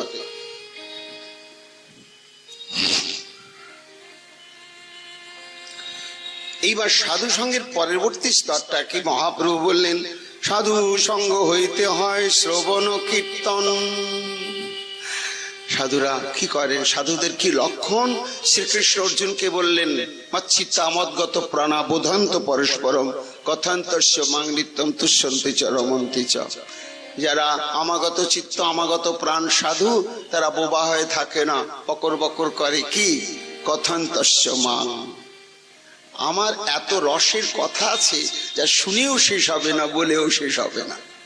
সব কথাই পুরানো হয়, বয়সের সঙ্গে সঙ্গে পাল্টে যায়। হ্যাঁ, দাম্পত্য জীবনের কথাগুলো 80 বছরের বার্ধক্যে আর ভাল লাগে না, কানে বিষের মতো লাগে, চিন্তা করতে মন হয় না, পাল্টে গেছে রুচি। কিন্তু ভাগবতী কথা পুরাতন হয় না, একেবারে পুরাতন হয় না। কেন? রুচিরম নবম নবম শস্যত মনুষ্য মহোৎসব। এই জন্য সাধু সঙ্গ থেকে কি হয় না, শ্রবণ ভাল লাগছে, তো কত কথা জানলাম। আর কি গোবিন্দের কি অদ্ভুত লীলা। এই পরিবেশনের দুটো দিক আছে। কোন বক্তা দেখবেন খাঁজে খাঁজে মাঝে মাঝে আমাদের ভজন শিক্ষার কথা মিলিয়ে বলছে, খুব সুখ হয়। আবার কিছু বক্তা আছে তার তত্ত্বজ্ঞানের দিকে না গিয়ে লীলাটাকে এমন ভাবে মূর্তিমন্ত করে দেন, তখন চিত্তটা লীলারসেই ডুবে যায়। কি ভালো লাগে লীলা কথা শুনতে। সামগ্রিক ভাবে দুটোই সমান শক্তি সম্পন্ন, উপকারী। তার শ্রবণ কীর্তন ভাল লাগছে, যাচ্ছি, আজ যাচ্ছি, কাল যাচ্ছি। তারপর একটু নাম করতে মনে হলো, হ্যাঁ নাম করছি, ওরাও নাম করছে। পাঠের পরে একটু নাম হচ্ছে, 10 মিনিট আধ ঘন্টা আমি বসে বসে নাম একটু করি। এইভাবে শ্রবণ কীর্তন চলতে থাকলো। চলতে চলতে চলতে পাঠেই তো শুনলাম মহারাজ পরীক্ষিত প্রশ্ন করছেন, মরণশীল জীবের কর্তব্য কি? অথ পৃচ্ছামি যোগীরাম পরম গুরুম। যে মানুষের মৃত্যু সমাগত হয়েছে তার মুখ্য কর্তব্য কি?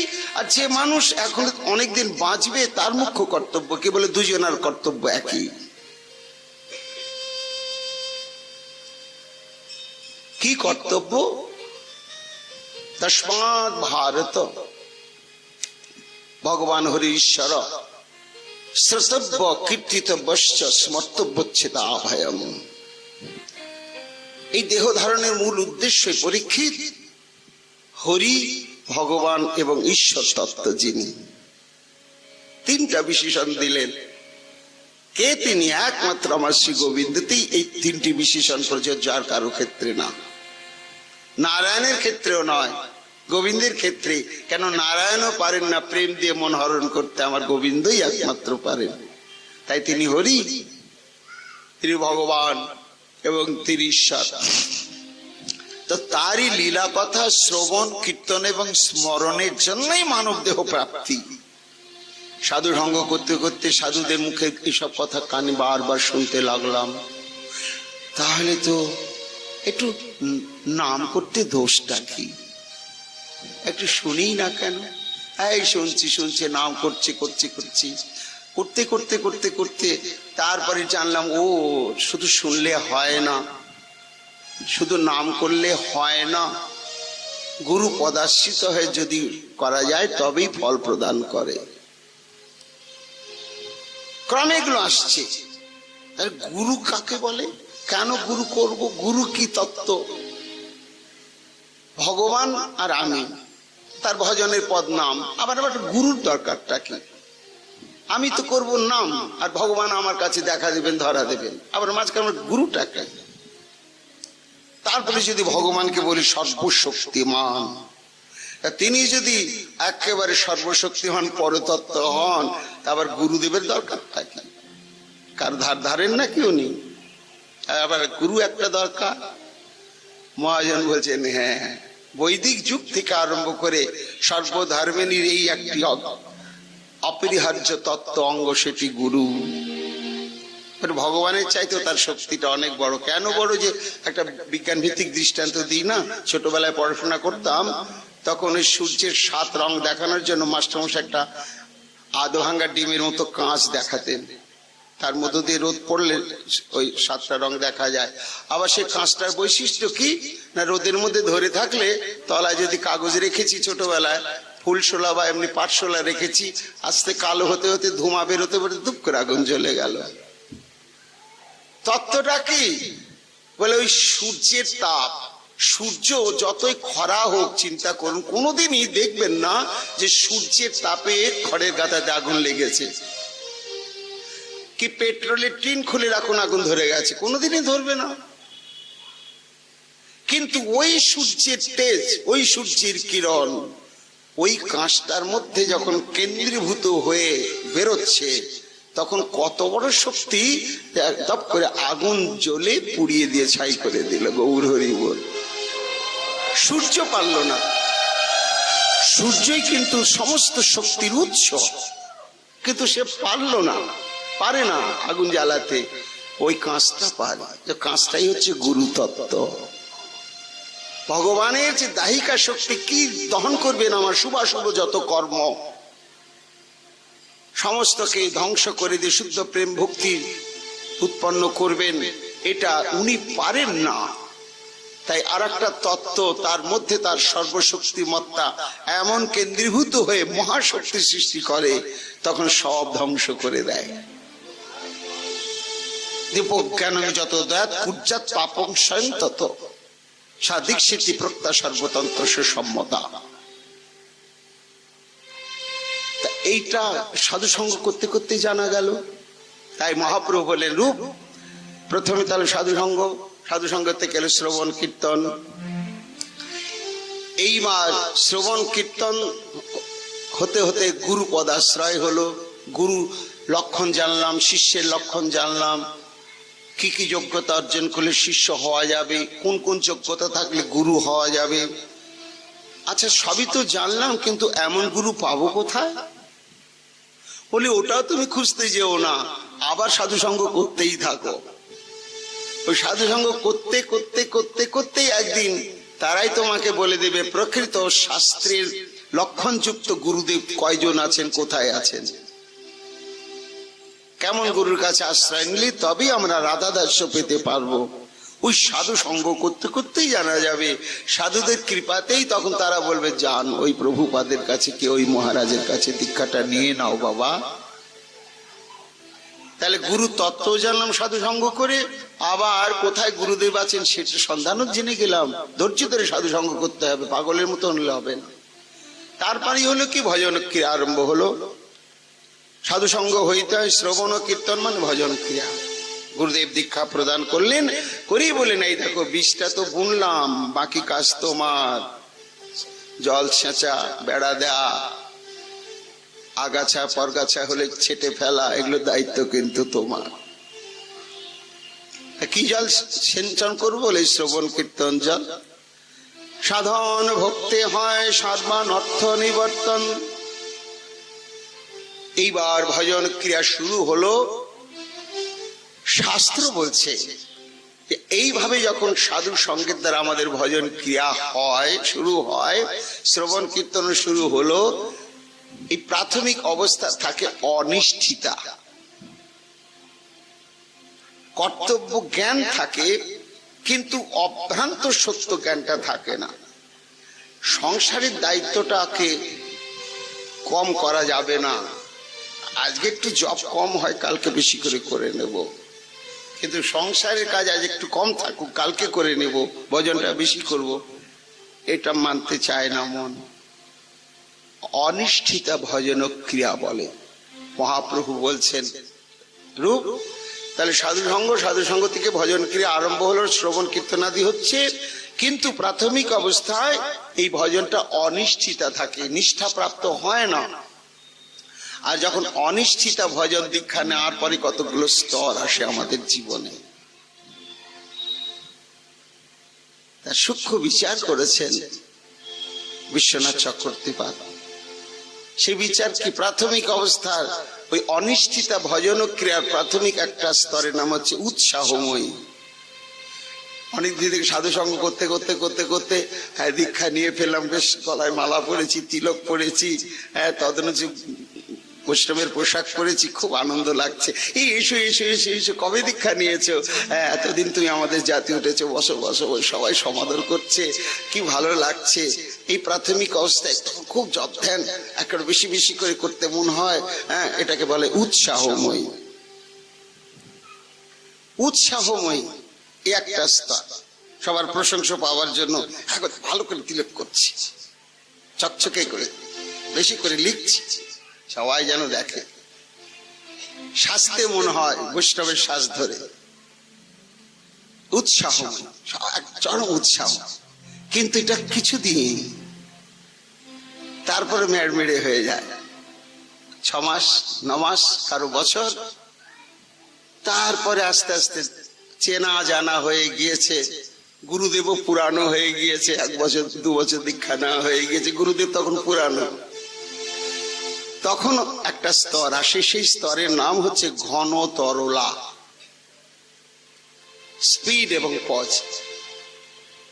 সেটা কেমন বলে, এই 5-7 দিন খুব মন দিয়ে ভজন হলো, তারপরে হরিবোল, মনও বসছে না, আর ঠিক ওই সময় ঘুমটাও ভাঙতে চাইছে না।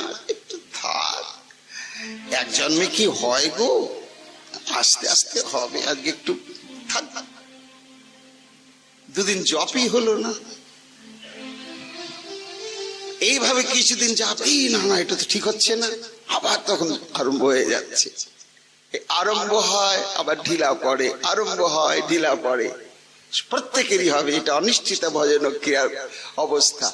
এটাকে বলা হচ্ছে ঘন তরলা অবস্থা। ভজনে একটু স্পিড আসে, আবার নেমে যায়। কিন্তু সন্ধানী, ওই যে গতকাল বলেছি, চিত্ত হচ্ছে সন্ধানী। আমার ভজন হচ্ছে কিনা সে সবসময় ইন্সপেকশন ব্যস্ত থাকবে। ওই কাজটা হচ্ছে অন্তরিন্দ্রিয়ের চিত্তের কাজ। সে দেখবে যে তার এই তরল অবস্থা যেন না আসে, ঘনটাই থাকে, স্পিডটাই থাকে, স্পিডটাই থাকে। তখন সেই স্পিডটাকে বাড়াতে থাকবে, তরলটাকে কম করতে থাকবে। 15 দিন মন বসেনি, কমাতে কমাতে 10 দিন বসলো না, ঠিক আছে, আরো কমাতে হবে। 8 দিন বসলো না, শেষে 1 দিন বসলো না, 1 বেলা বসলো না, আস্তে আস্তে আর মন না বসাই হবে না। এই ঘন তরল একটা অবস্থা, মহাপ্রভু বলছেন রূপ যারা অনিষ্ঠিত প্রাথমিক সাধক তাদের এই অবস্থা হয়। তারপরে আরো একটা অদ্ভুত অবস্থা আসছে, তার নাম হচ্ছে বুড় বিকল্পা। কি ভেতরে একটা চরম সংঘাত শুরু হয়ে যায়। সাধু সঙ্গ করছি, দীক্ষাও নিয়ে ফেললাম, 1বার 2বার বৃন্দাবনেও গেলাম, দেখলাম নিয়ম সেবা রাধাকুণ্ডে কি বিরাট ব্যাপার, পৃথিবীর কত লোক আসছে আর করছে। তার মধ্যে দেখছি দলে দলে সব কচি কচি সাধু বাবাজিরা সব সংসার ত্যাগ করে ভজন করছে, বয়স্ক সাধুরা ভজন করছে। আবার দেখছি সব গেরস্থ লোকগুলো স্বামী স্ত্রী, এমন তাদের শরীর দিয়ে জ্যোতি বেরোচ্ছে। বুড়ো বিকল্প, তাহলে কি করবো গো, সংসারে থেকেই করবো না সংসার ছেড়ে দেব? এই ভেতরে একটা তখন ঝড় ওঠে, এটা বুড়ো বিকল্পা। তখন মনের মধ্যে উথাল পাথাল, যুক্তি খোঁজে মন। আচ্ছা, যদি সংসার ত্যাগ করি? হ্যাঁ, শাস্ত্র বলছে অবশ্যই সংসারে থাকলে কিছু হবে না। বিষয় থাকিতে কৃষ্ণ প্রেম নাহি হয়, বিষয় দূর কৃষ্ণ জানিও নিশ্চয়। কাজেই এই সংসারটা তো অনিত্য, তৃণাচ্ছাদিত কুপবৎ। এই জন্য সংসারের ফাঁদে পা দেয় না সাধুরা, তারা সংসার ত্যাগ করে চলে যায়। ওই দেখো দৃষ্টান্ত ভাগবতে, যো দুস্তজন দারসুতন সুহৃদং সুহৃদ রাজ্যং সুহৃদি স্পৃশ জহ যুবৈব মলবৎ উত্তম শ্লোক লালস। মহারাজ ভরত ভরা যৌবন, সে ভরা যৌবনে মলবৎ পায়খানা করে মানুষ যেমন সেদিকে তাকায় না, নাকে কাপড় দিয়ে পালিয়ে চলে আসে, তদ্বৎ বিষয়কে ত্যাগ করে চলে গেল সংসার ছেড়ে ভজন করতে। না, ফিরে যাই নিয়ম সেবা করে রাধাকুণ্ড থেকে, সংসার করবো না। এই ভেবে চিন্তে চলে এলাম বাড়িতে। এসেই দেখছি না না, বাবা মা ছেলে মেয়ে এরা তো আমাকে ভজন সাধনে বাধা দিচ্ছে না। আহারে, আমাকে যখন ভজন সাধনে বাধা দিচ্ছে না, কি রকম আমি অবিবেক এদেরকে ছেড়ে ছুড়ে আমি চলে যাব? এটা কি আমার ঠিক হবে? না না না, এই দেখো শাস্ত্র বলছে, শাস্ত্রিক ধর্মমাচারের সংসারী থেকেই তো সব হয়। বুড়ো বিকল্পা, মনের মধ্যে এইরকম কত রকম উথাল পাথাল চিন্তার আসে। ওই যে ব্রহ্মাজি বললেন তত্ত্বানুকম্পাং সুষমিষ মানং ভুঞ্জানম এবাত্মকৃত বিপাকম, বলছেন যে সমস্ত জীব পচা সংসারে থেকে কর্মফল ভোগ করতে করতে সমস্ত সহ্য করেও যারা প্রাণ ঢেলে তোমার নাম সংকীর্তন করে চলেছে গোবিন্দ, তুমি যদি কৃপা নাও করো উত্তরাধিকার সূত্রে তোমার কৃপা ওরা পাবেই পাবেই পাবে। কেন না, বাবা যদি ছেলেকে সম্পত্তি না দিয়ে যায়, তা যদি তেজ্য পুত্র না হয় আর মৃত পুত্র না হয়, তা বাবা না দিলেও ছেলে ওই সম্পত্তির মালিক হবেই হবে, তাই না? মরে গিয়েছে, বেঁচে নাই, তখন সেই জমি বেদখল হবেই। তা মরা পুত্রকে ভগবানের না হরে কৃষ্ণ মহামন্ত্র মুখ বরি না লইনু জীবন মৃত গোবিন্দ দাস। বৈষ্ণব কবি গোবিন্দ দাস বলছে, এই কলিযুগে জন্মগ্রহণ করেছে, জীবনে একদিনও হরে কৃষ্ণ মহামন্ত্র বলল না, তারাই মরা ছেলে। তারা কোনোদিন ভগবানের প্রেম সম্পত্তির উত্তরাধিকারী হতে পারবে না। আর তেজ্য পুত্র কারা? যারা বৈষ্ণব অপরাধী, নাম অপরাধী। কোর্টে গিয়ে ছেলেকে তেজ্য পুত্র করে দিয়েছে একবারে দলিল করে, হরি বল, এটা যদি ডকুমেন্ট থাকে কোনোদিনই ওই বাবার জমি পাবে না, সরকার তাকে দেবে না। তুমি তেজ্য পুত্র, তোমার ওটা অধিকার নেই। এইরকম মৃত পুত্র তেজ্য পুত্র যেমন হয় না, কিন্তু যে বেঁচে থাকে পিতার আনুগত্য নিয়ে, পিতা না দিয়ে গেলে উত্তরাধিকার সূত্রে পায়। ব্রহ্মাজি বলছেন যারা সংসারের মধ্যে থেকেও কর্মফল ভোগ করতে করতে চোখের জল মুছতে মুছতে হা গোবিন্দ বলে তোমার ভজন সাধন নাম কীর্তন করছে, তুমি যদি কৃপা না করো উত্তরাধিকার সূত্রে তারা পাবেই পাবেই পাবে। বুড়ো বিকল্পা, মনের মধ্যে এই সব উথাল পাতাল হয়, তাহলে তো না, সংসার থেকেই করি। মানে দুদিকেই যুক্তি আসে, এইভাবে তার চিত্তবৃত্তিটাকে একটা সংঘাতময় করে দেয়। ওই যে শাস্ত্র বলছে ভাই সংসারে দোষ নেই, দোষটা হচ্ছে কৃষ্ণ বিস্মৃতি। ভগবানকে বলছেন ব্রহ্মাজি, প্রভু তাবৎ রাগাদয় স্তেনাস তাবৎ কারাগৃহং গৃহম তাবৎ মোহ অঙ্ঘ্রি নিগড় যাবৎ কৃষ্ণ ন তেজনা। যতক্ষণ আমরা কৃষ্ণ জন অর্থাৎ গুরুদেবের খাতায় নাম লিখিয়ে কৃষ্ণের দাস এই সার্টিফিকেট না পাবো, ততক্ষণই পর্যন্ত আমাদের সংসারটা হচ্ছে অসার, সংসারটা হচ্ছে কারাগার, সংসারটা হচ্ছে মরুভূমি, সংসারটা হচ্ছে বিষের সমুদ্র।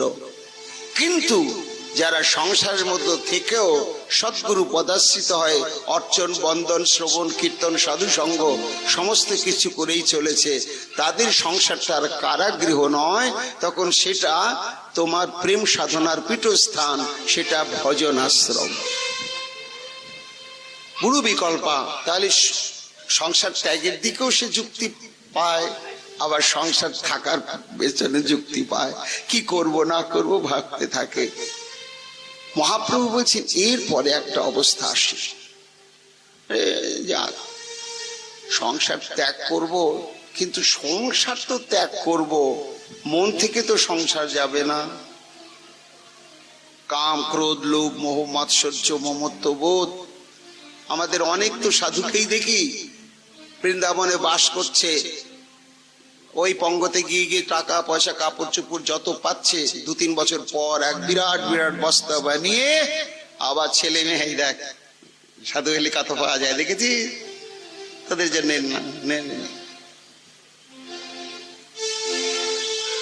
চলছে এরকম। তাতে লাভ কি? তার কিন্তু সংসার ত্যাগ হয়নি, একেবারেই হয়নি। ওটা ভয়ঙ্কর অপরাধ, ভগবানের কাছে অপরাধ, ধামের কাছে অপরাধ, ব্রজবাসীর কাছে অপরাধ, ভয়ঙ্কর অপরাধ। কে বিচার করবে? এখন তো কেউ কারো কথা শোনে না, মানবেও না। তা মন এসব খোঁজে যে ওই রকম ভণ্ড সংসারী হওয়ার চাইতে স্বচ্ছা সংসারী হয়ে হরিভজন করা ভালো। বৈরাগী সেজে যদি আমি এইভাবে ব্রজবাসী অর্থ নিয়ে এসে আবার এই সংসারের মধ্যে ঢুকিয়ে দিই,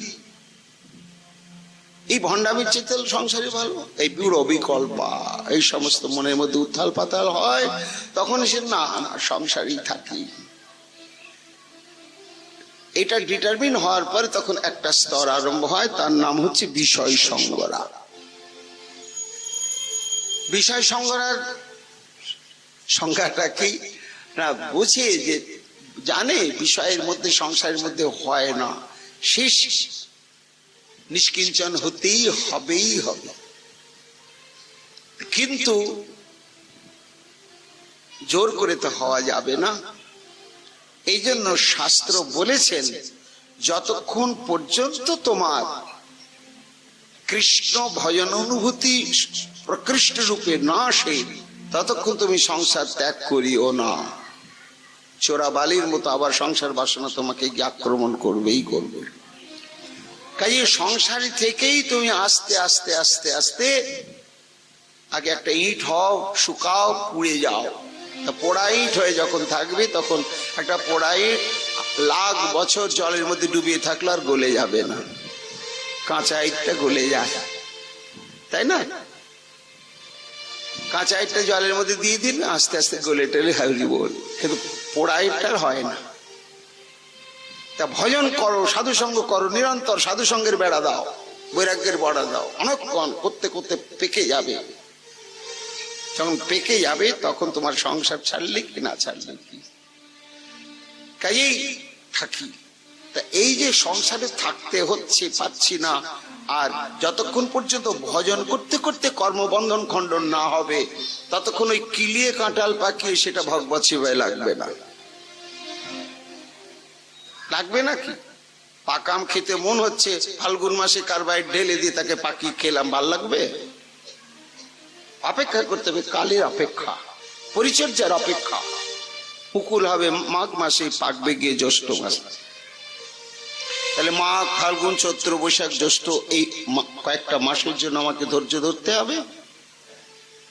মুকুলটা ঝরে না যায়, ছোট আমগুলো নষ্ট না হয়, পরিচর্যা সাবধান হতে হবে। তা প্রাকৃতিক ভাবে যখন পেকে যাবে, তখন কি হবে বলুন তো? দেখুন বৈরাগ্যের কি অদ্ভুত বিচার। এগুলো আসে বিচার করতে করতে। একটা কাঁচা আম বোটা থেকে ছিটতে গেলে কত টানাটানি করতে হয়, আর সেই একই আম যখন পেকে টুসটুসে হয়, টুক করে বোটা থেকে এমনি খুলে পড়ে গেল। তো যতক্ষণ পর্যন্ত ভজনের পরিপক্কতা অবস্থা না আসবে বাবা, তো ওই কাঁচা আমটাকে বোটা ছিঁড়ে বারবার বেরিয়ে যান, আবার চলে আসতে হবে, আবার চলে আসতে হবে। কিন্তু ভজন করতে করতে করতে করতে পেকে টুসটুস হয়ে গেলে, তখন ওই সংসার বন্ধনের আসক্তির বোটাটা কুট করেই কেটে যাবে। হরি বল। ভুলেই যাবে যে আমার সংসার ছিল, কি ছিল না ছিল, এটা তার মনেই থাকবে না।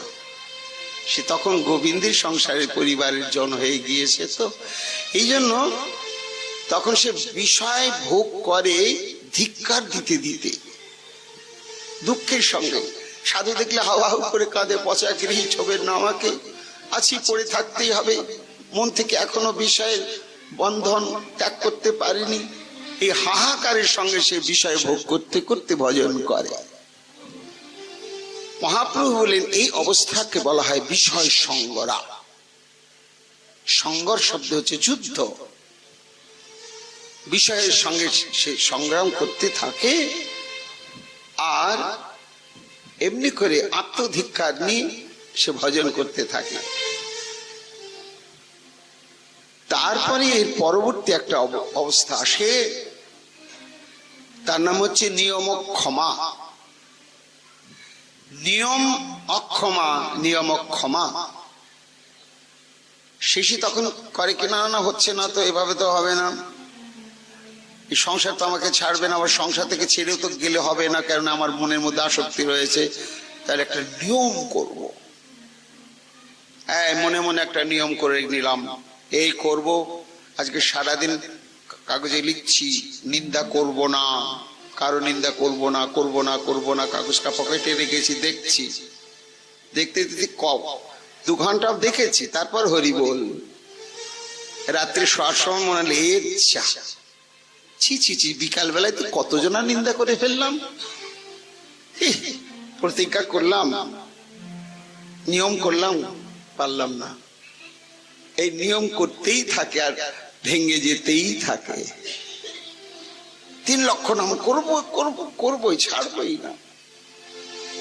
এক একটা করে নিয়ম সাজায়, 2 দিন পরের পরে ভেঙে যায়, হাহাকারে বুকটা ভরে যায়, আবার করতে শুরু করে। এই অবস্থা একটা স্তর আসে কিনা দেখুন। কত বাস্তব গবেষণা করেছেন বৈষ্ণবগণ, কি অদ্ভুত। এটাকে বলা হয় নিয়ম ক্ষমা। এই অনিষ্ঠিতা ভজন ক্রিয়ার স্তরেতে এই সমস্ত চলতে থাকে। তারপরে সে যদি ওই সাধু সঙ্গকে আঁকড়ে ধরে থাকে, নামকে আঁকড়ে ধরে থাকে, আর গুরু সেবা আঁকড়ে ধরে থাকে, তখন সেই স্তর থেকে আস্তে আস্তে সে উঠে যায়। তারপরে আর একটি অবস্থা হচ্ছে তরঙ্গ রঙ্গিনী।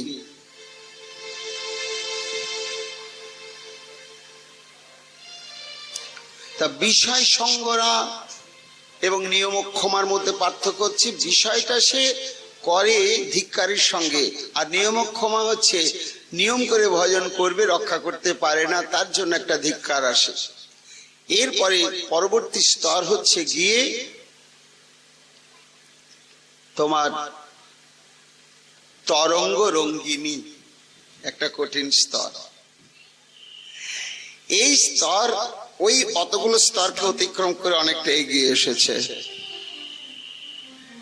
তার সাধন ভক্তি যখন বিস্তার থেকে অঙ্কুর হয় কিনা আপনারা জানেন, যে যখনই অঙ্কুর ওঠে না, সর্বপ্রথম কি মোটা মোটা 2টো পাতা বেরোয়, ছোট্ট ছোট্ট 2টো, 3টে 4টে নয়। এবং সেই 2টো পাতা খুব মোটা হয়, আরেকটু বড় হওয়ার পরে আবার 2টো পাতা বেরোয়, তারপরে গিয়ে তার ডালপালা বা আরো অনেক পাতা ইত্যাদি ইত্যাদি বেরোতে থাকে। এই প্রাকৃত জগতের যখন যে কোনো বীজের অঙ্কুর থেকে এরকম হয়, ভক্তিলতার বীজটারও তাই হয়। তা প্রথম অঙ্কুরটা বেরিয়ে 2টো পাতা বেরোয়। সেই 2টো পাতা কি না, সেই 2টো পাতাই হচ্ছে, একটা হচ্ছে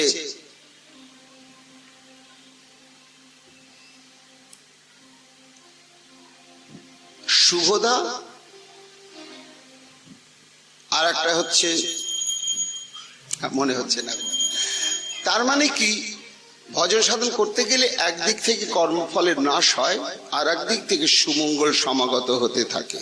এই 2টি সম্ভাবনার 2টি পত্র উদ্গত হয়, তার প্রভাব পড়ে নিজের উপরে এবং তার একটা ক্রিয়া হয়। সেই ক্রিয়াতে কি হয়, অনেকে দীক্ষা নেওয়ার পরে দেখবেন তার জীবনে একটা শ্রী ফিরে এসেছে, তার পরিবারে, তার চলাফেরা, তার নিষ্ঠায়, তার ব্যবহারে আস্তে আস্তে মানুষ তার দিকে আকৃষ্ট হয়েছে, তাকে শ্রদ্ধা করছে, সম্মান করছে। শুধু তাই নয়, মনে করছে একে যদি আমি 10টা টাকা দিই আমার জীবন ধন্য হবে, উনি এমন ভাবে ভগবত সেবায় লাগাবেন। এইভাবে ভজনের একটু ক্রমোন্নতি ঘটলে নানা প্রকার এই ধরনের মর্যাদার উপঢৌকন আসতে থাকে। যখন মর্যাদার উপঢৌকন আসতে থাকে, লাভ, পূজা, প্রতিষ্ঠাদি, এটাকে বলা হয় তরঙ্গ রঙ্গিনী। সাধক ভজন করতে করতে তখন সে মনে ভাবে, আমার ভজনটা ঠিক হচ্ছে, না হলে এত লোক প্রণাম করছে কেন, বাপ্পারে বাপ্পা। যাওয়ার সঙ্গে সঙ্গে দেখো সব সরিয়ে দিয়ে আমাকে আসনটা দিয়ে দিল, কারণ আমি ভজন করছি। তা এই ভজনের ফল এগুলো, এই আনন্দে তার মনটা ভুর ভুর করতে থাকে। এটাকে বলা হয় তরঙ্গ রঙ্গিনী। এগুলো নিষ্ঠিত ভজন ক্রিয়াতে আসে না, অনিষ্ঠিত ক্রিয়াতেই ভজন থাকে। মহাপ্রভু বললেন এই যে সাধন ভক্তি হইতে শুদ্ধ ভক্তি এবং প্রেম উৎপন্ন হয়, তো সাধন ভক্তির ক্রম স্তরগুলো এইরকম রূপ। প্রথমে শ্রদ্ধা, তারপরে সাধু সঙ্গ, তারপরে গুরু পদাশ্রয়, তারপরে ভজন ক্রিয়া। ভজন ক্রিয়ার অনিষ্ঠিত ভজন স্তরে এইরকম উৎসাহময়ী, ঘনতরলা, বুড়ো বিকল্পা, তারপরে বিষয় সঙ্গরা, নিয়মক্ষমা এবং তরঙ্গ রঙ্গিনী। আচ্ছা, এগুলো যদি অতিক্রম করলো তাহলে একটা প্রাচীর আছে, সেটাকে বলা হয় অনর্থ। অর্থ শব্দে প্রয়োজন, অনর্থ শব্দে যা প্রয়োজন নয় সেটাই আশা, যা চাইলাম সেটা পেলাম না, যেটা সবসময় চাই না সেটাই চলে আসছে, এটার নামই হচ্ছে অনর্থ। তো যেটা চাইছি সেটা আসছে না, আর যেটাকে ত্যাগ করতে চাইছি সেটাই একেবারে চলে আসছে, এটাকে বলা হয় অনর্থ। এই অনর্থ হচ্ছে চতুর্বিধা, যা গন্তব্যস্থলে পৌঁছাতে গিয়ে আগন্তুক হিসাবে আমাদের প্রতিকূলতা সৃষ্টি করে, তারই নামই হচ্ছে অনর্থ। এই অনিষ্ঠিতা ভজন ক্রিয়ার পরেই ওই অনর্থের একটা স্তর আছে। মহাপ্রভু বলেন রূপ, এই অনর্থ হচ্ছে 4 প্রকার অনর্থ। কি কি? সুকৃতিজাত অনর্থ, দুষ্কৃতিজাত অনর্থ, অপরাধজাত অনর্থ আর ভক্তিজাত অনর্থ, এই 4 প্রকার। সুকৃতিজাত অনর্থ কি? দীক্ষা নিয়েছি, গুরু পদাশ্রয় হয়েছি, সাধুসঙ্গ করছি, কিন্তু এর মধ্যে আবার ভোটেও দাঁড়িয়েছি, চিতেও গিয়েছি, জগতের কল্যাণ করব, এটা খারাপ কি? ভজন তো করছি। এবার এমএলএ এমপি হয়ে গিয়েছি, তখন তো আর নিঃশ্বাস ফেলার সময় নেই, আর একেবারে বস্তা বস্তা টাকা ওই দিক দিয়ে পেছনে দরজা দিয়ে একেবারে ভরে গিয়েছে বাড়ি। হরি বল। সমস্ত সম্মান, সমৃদ্ধি, সমস্ত কিছু আসছে। কেন আসছে গো? সবাই আসছে না, তোমার আসছে কেন? এইটাও তার কৃতকর্মের ফল। পূর্বজন্মে কোনো সৎ অনুষ্ঠান করেছিল, দান ধ্যান কিছু, তার পরিণামে এই সমস্ত কিছু প্রাপ্ত হচ্ছে। আর প্রাপ্ত হওয়ার ফলে গুরু পদাশ্রয় করলো বটে, কিন্তু ওই সমস্ত দায়িত্বকে শ্রেষ্ঠ মনে করতে গিয়ে ভজন সাধন সব ডকে উঠে গেল। কিংবা আর একটা অনর্থ সুকৃতিজাত হচ্ছে স্বর্গাদি সিদ্ধি প্রাপ্তির কামনা। মন্ত্রের তো এত বড় শক্তি, নামের এত বড় শক্তি, স্বর্গে আমি যাব, স্বর্গের ভোগ, সেখানে দাম্পত্য বিলাস, অপ্সরা, রম্ভা, তিলোত্তমা ইত্যাদি তাদের সঙ্গে সঙ্গ হবে। এই যে ভোগাদি স্পৃহা, ভুক্তির স্পৃহা, এটা একটা অনর্থ। এই সমস্ত অনর্থ আছে সুকৃতিজাত, সৎ কর্ম অনুষ্ঠানের দ্বারা এটা চাইনি, এসে যাচ্ছে। আর একটা আছে দুষ্কৃতিজাত অনর্থ। বহু নিকৃষ্ট কর্ম করেছি, পাপ করেছি, তার পরিণাম আধি, ব্যাধি, দারিদ্রতা, নানা রকম বাধা বিপত্তি। এগুলো আমি চাইনি, কিন্তু ভজন সাধন যেই করতে নিলাম ওগুলো এসে আমাকে বাধা সৃষ্টি করলো, দুরারোগ্য ব্যাধিতে পড়ে গেলাম। ইচ্ছা থাকলে আর উপায় নেই। ব্যাধিটা আমি চাইনি, প্রেম ভক্তিটাই চাওয়ার জন্য আমি ভজন শুরু করেছিলাম। ব্যাধি, এমন ব্যাধি এসে গেল সারা জীবনের সাথী। কেন এলো? এসে আমার ভজনটাকে কেড়ে নিল। আমি তো ওকে চাইনি, চেয়েছিলাম ভজনকে, ও এলো কেন? ওটাই অনর্থ। এলো কেন? দুষ্কৃতিজাত। মনুসংহিতায় পরিষ্কার লেখা আছে কোন কোন পাপ কর্মের জন্য কোন কোন ব্যারাম হয়।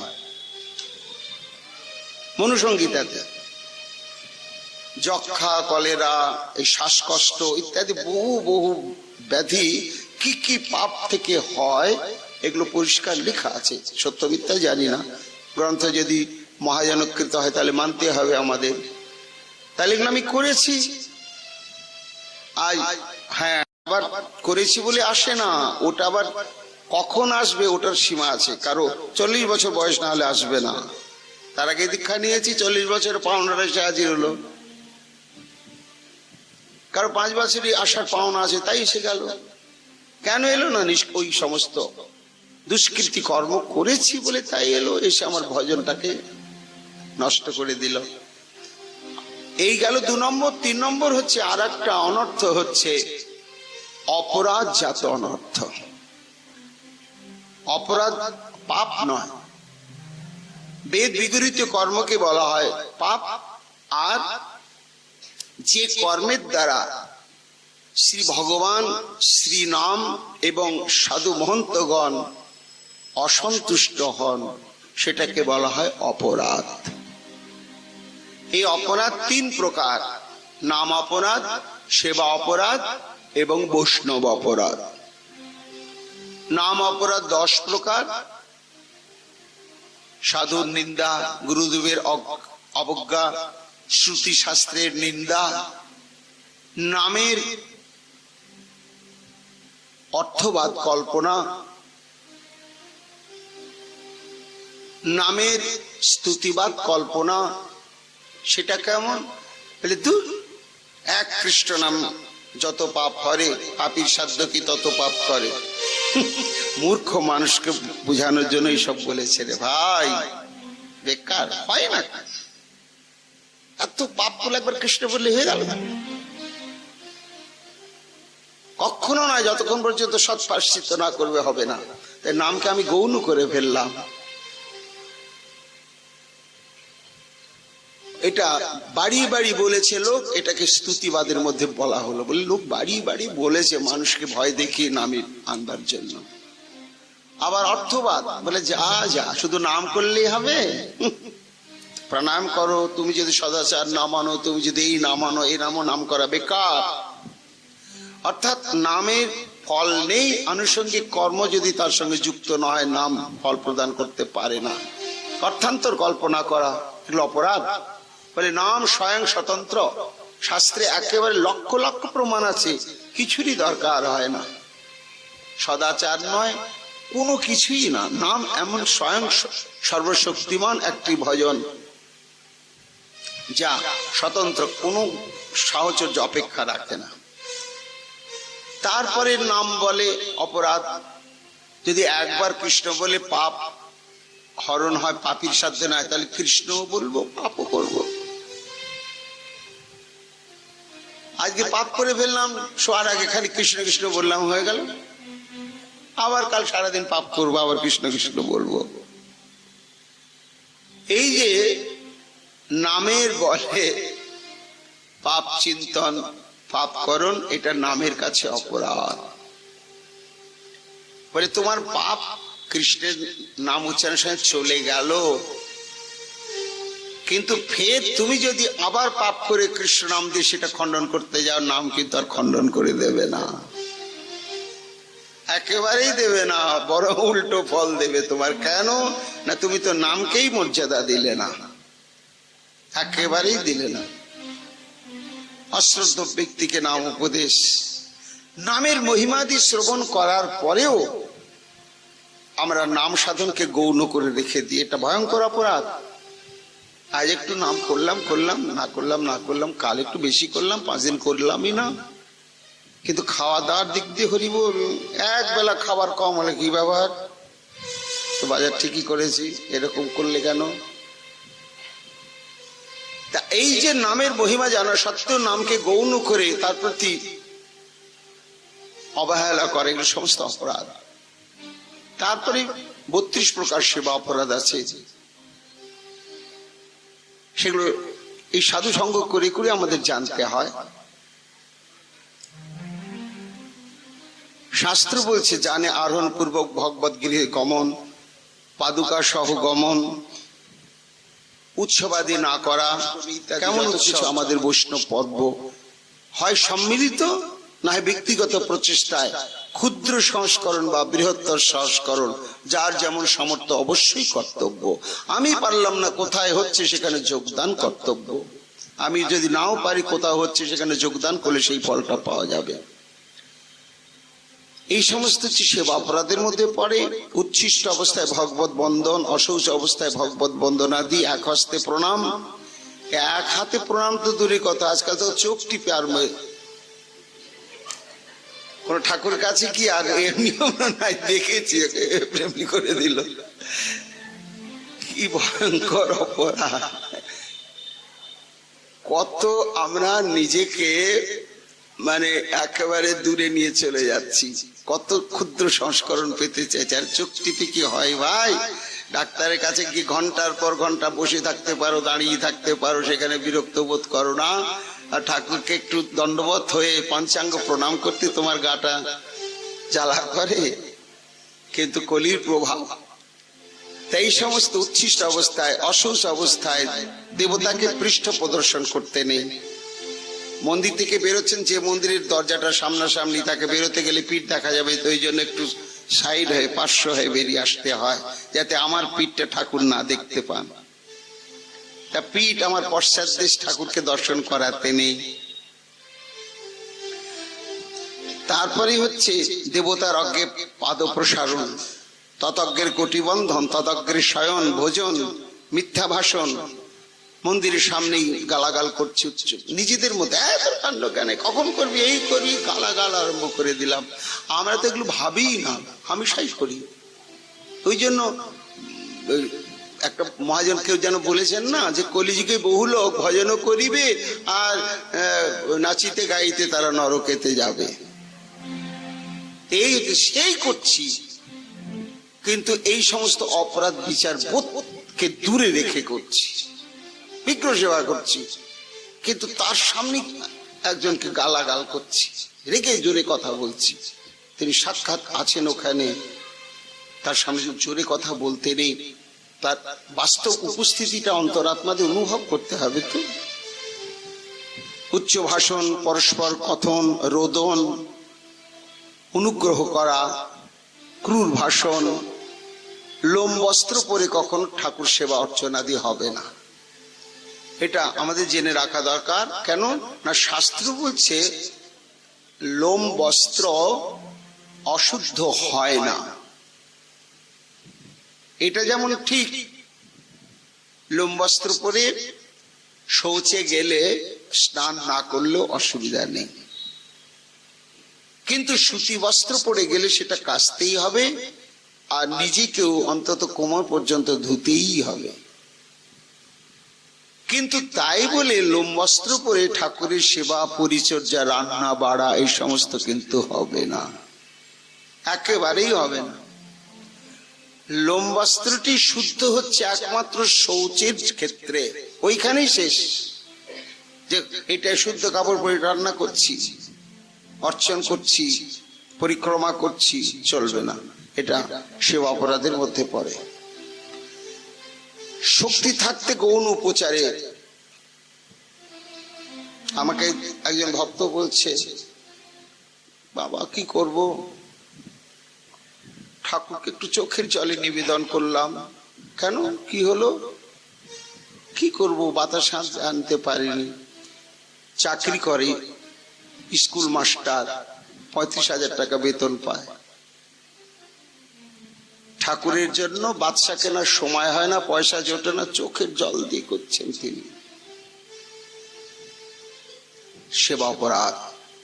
তোমার সামর্থ্য আছে, বিত্ত স্বার্থ করছো তুমি।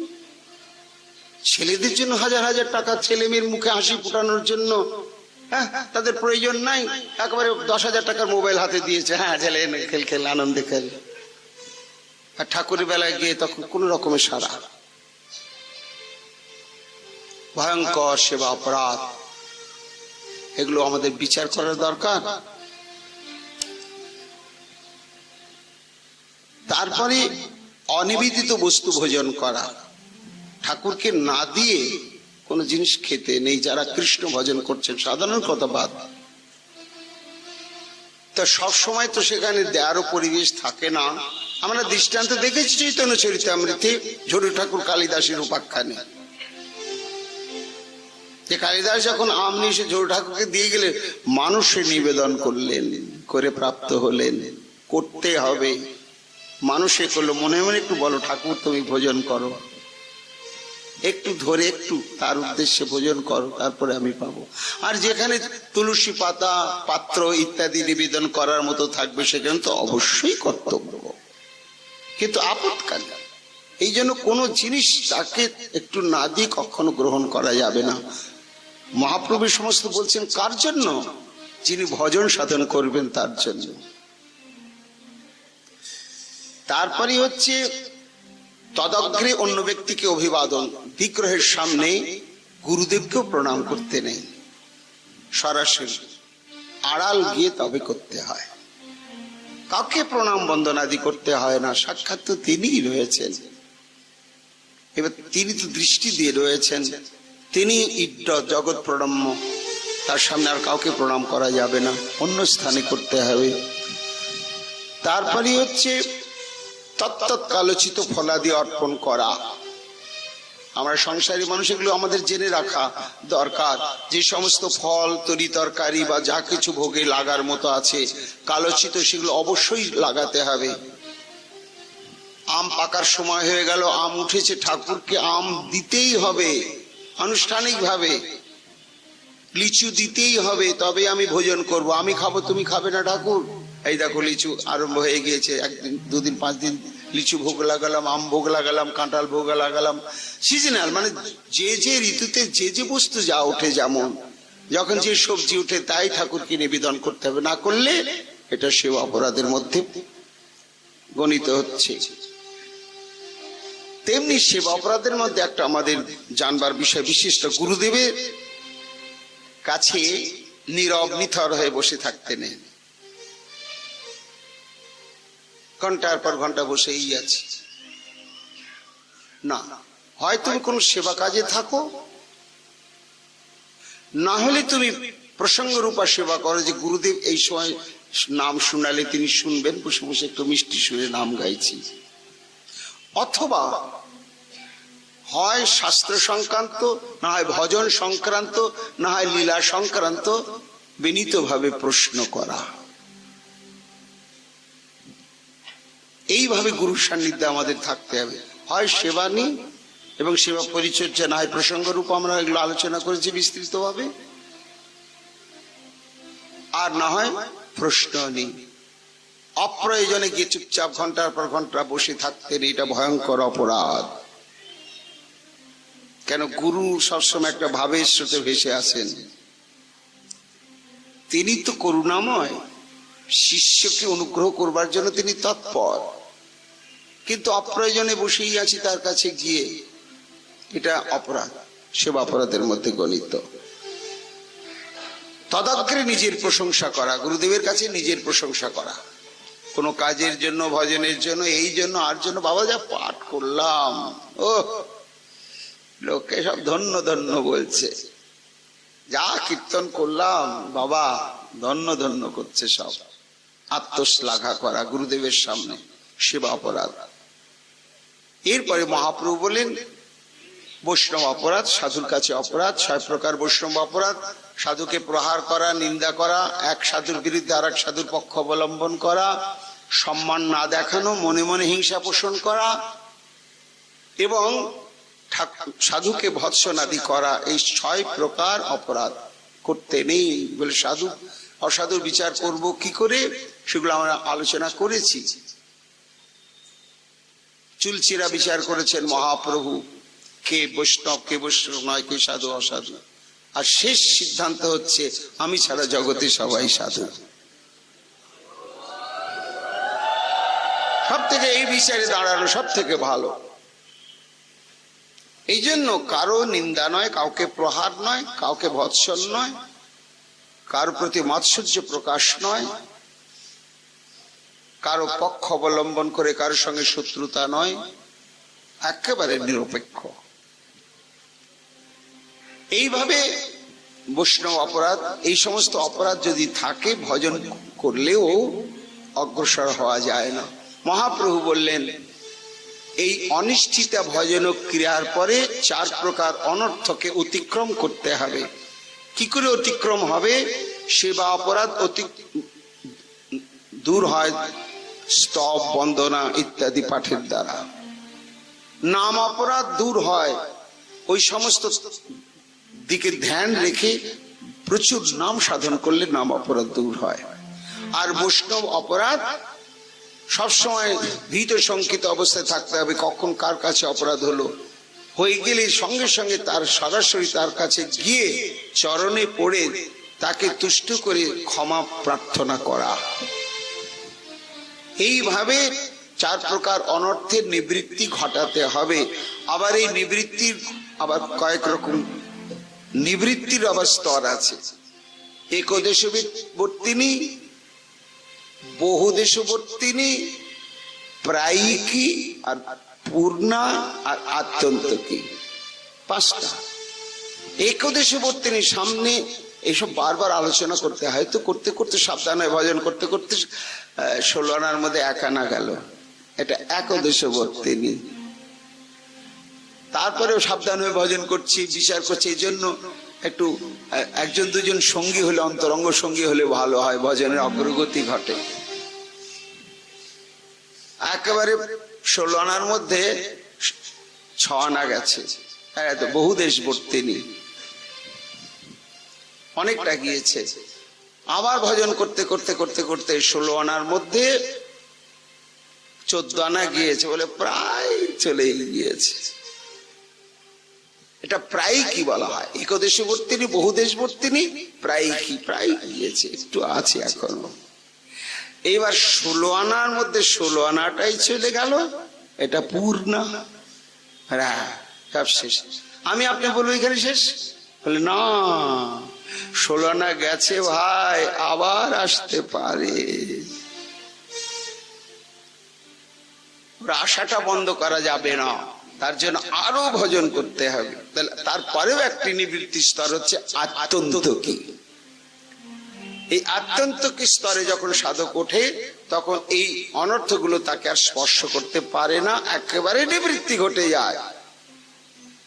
তার মানে এরকম প্রাচীনকালের কবিরাজ তারা এরকম গ্যারান্টি দিতেন, যাও তোমার অন্য ব্যারামে মরণ হতে পারে, কোনোদিন জীবনে এমন তোমাকে চিকিৎসা করলাম আর কোনোদিন জ্বর হবে না।